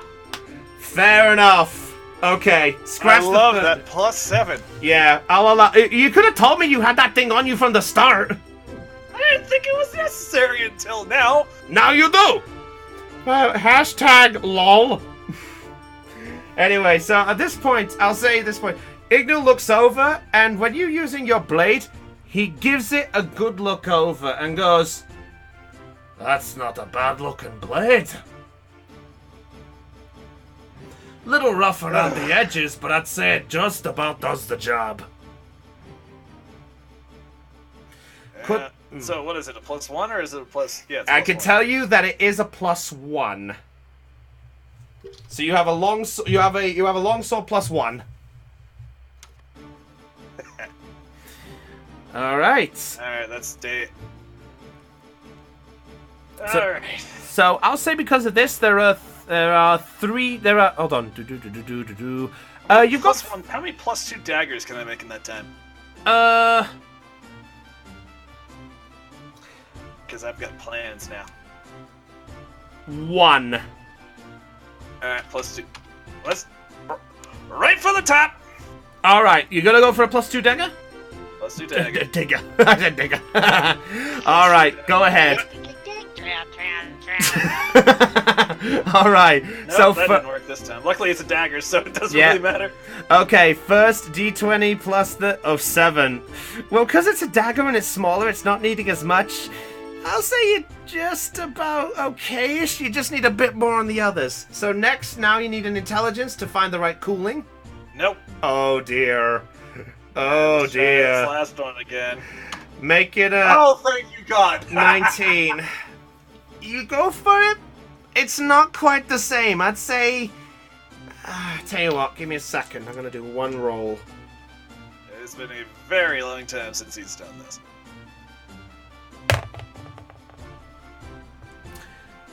That is borderline success. Oh. It's not a +2 though because you have 2 rolls, so you have a dagger +1. Yeah, that's better than nothing. Yep. So Ignal looks over you and goes, a little bit clumsy around the edges, boy. Yeah, no kidding. Holy. I think I could look better.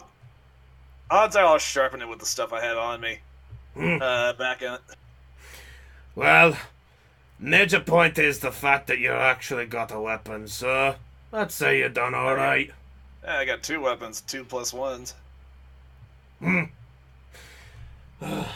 You're a bit of a handful. A bit more practice, maybe you might have got a little better, but... I'm extremely rusty. I could tell. Well... It's been a very, very long time since I've done this.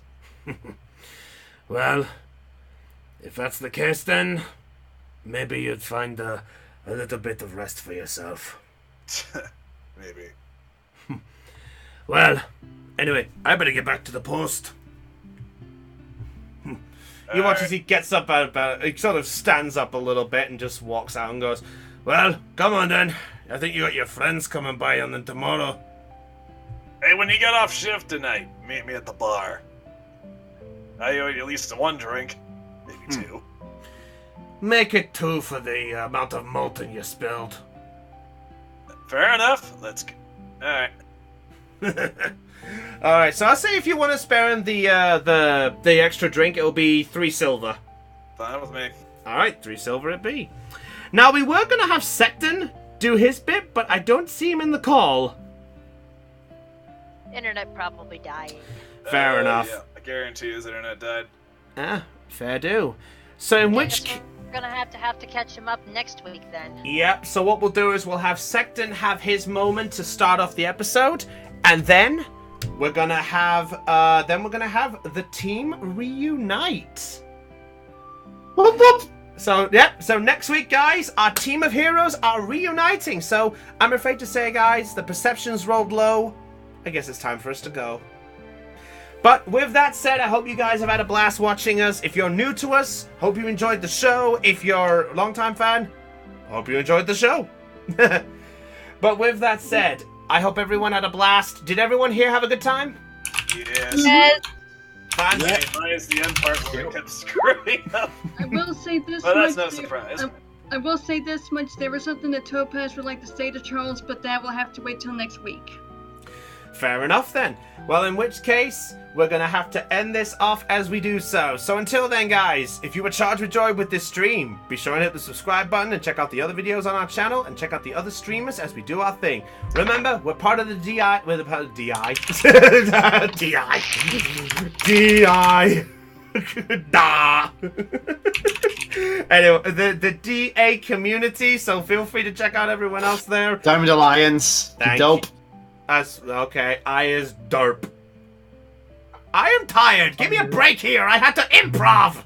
You're not the only one. You have no excuse here. But anyway, with that said, hope you guys have had a blast. Next Monday, same time, we're going to get things started off, and hopefully things will work out just as well. So until then, guys, it's goodbye from your Dungeon Master, Brownie. It's goodbye from Cotlol.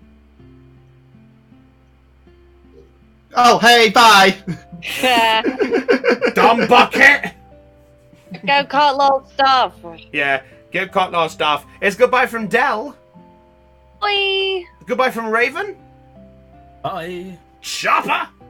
Later. Lena. Sayonara, peoples. Aeon. Adios. Secton. Goodbye. It's the best I could come up with. And goodbye from Ursula. Heidi. If you guys were charged with joy, make sure you guys smack that like button like there's absolutely no one. Subscribe to the Chargers if you're new. Also be sure to check out all the links down in the description below as Each show separately. Terms and conditions apply. Oh, his shtick. It's fine, it's fine. I'll allow it to end on this one just for once. But remember, guys, I hope you've had a blast. And we'll see how things go in the next episode. So until then, guys, this is Brownie of the Joy Charge Gamers, signing off on Let's Play Live Dungeons and Dragons. Until then, guys, stay charged and catch you all later. Goodbye! Bye. farewell. Bye-bye. And to end this episode before we go off, we hit 10 viewers! Thank you, everybody! You're all great! Hey. Later. 12 at one point.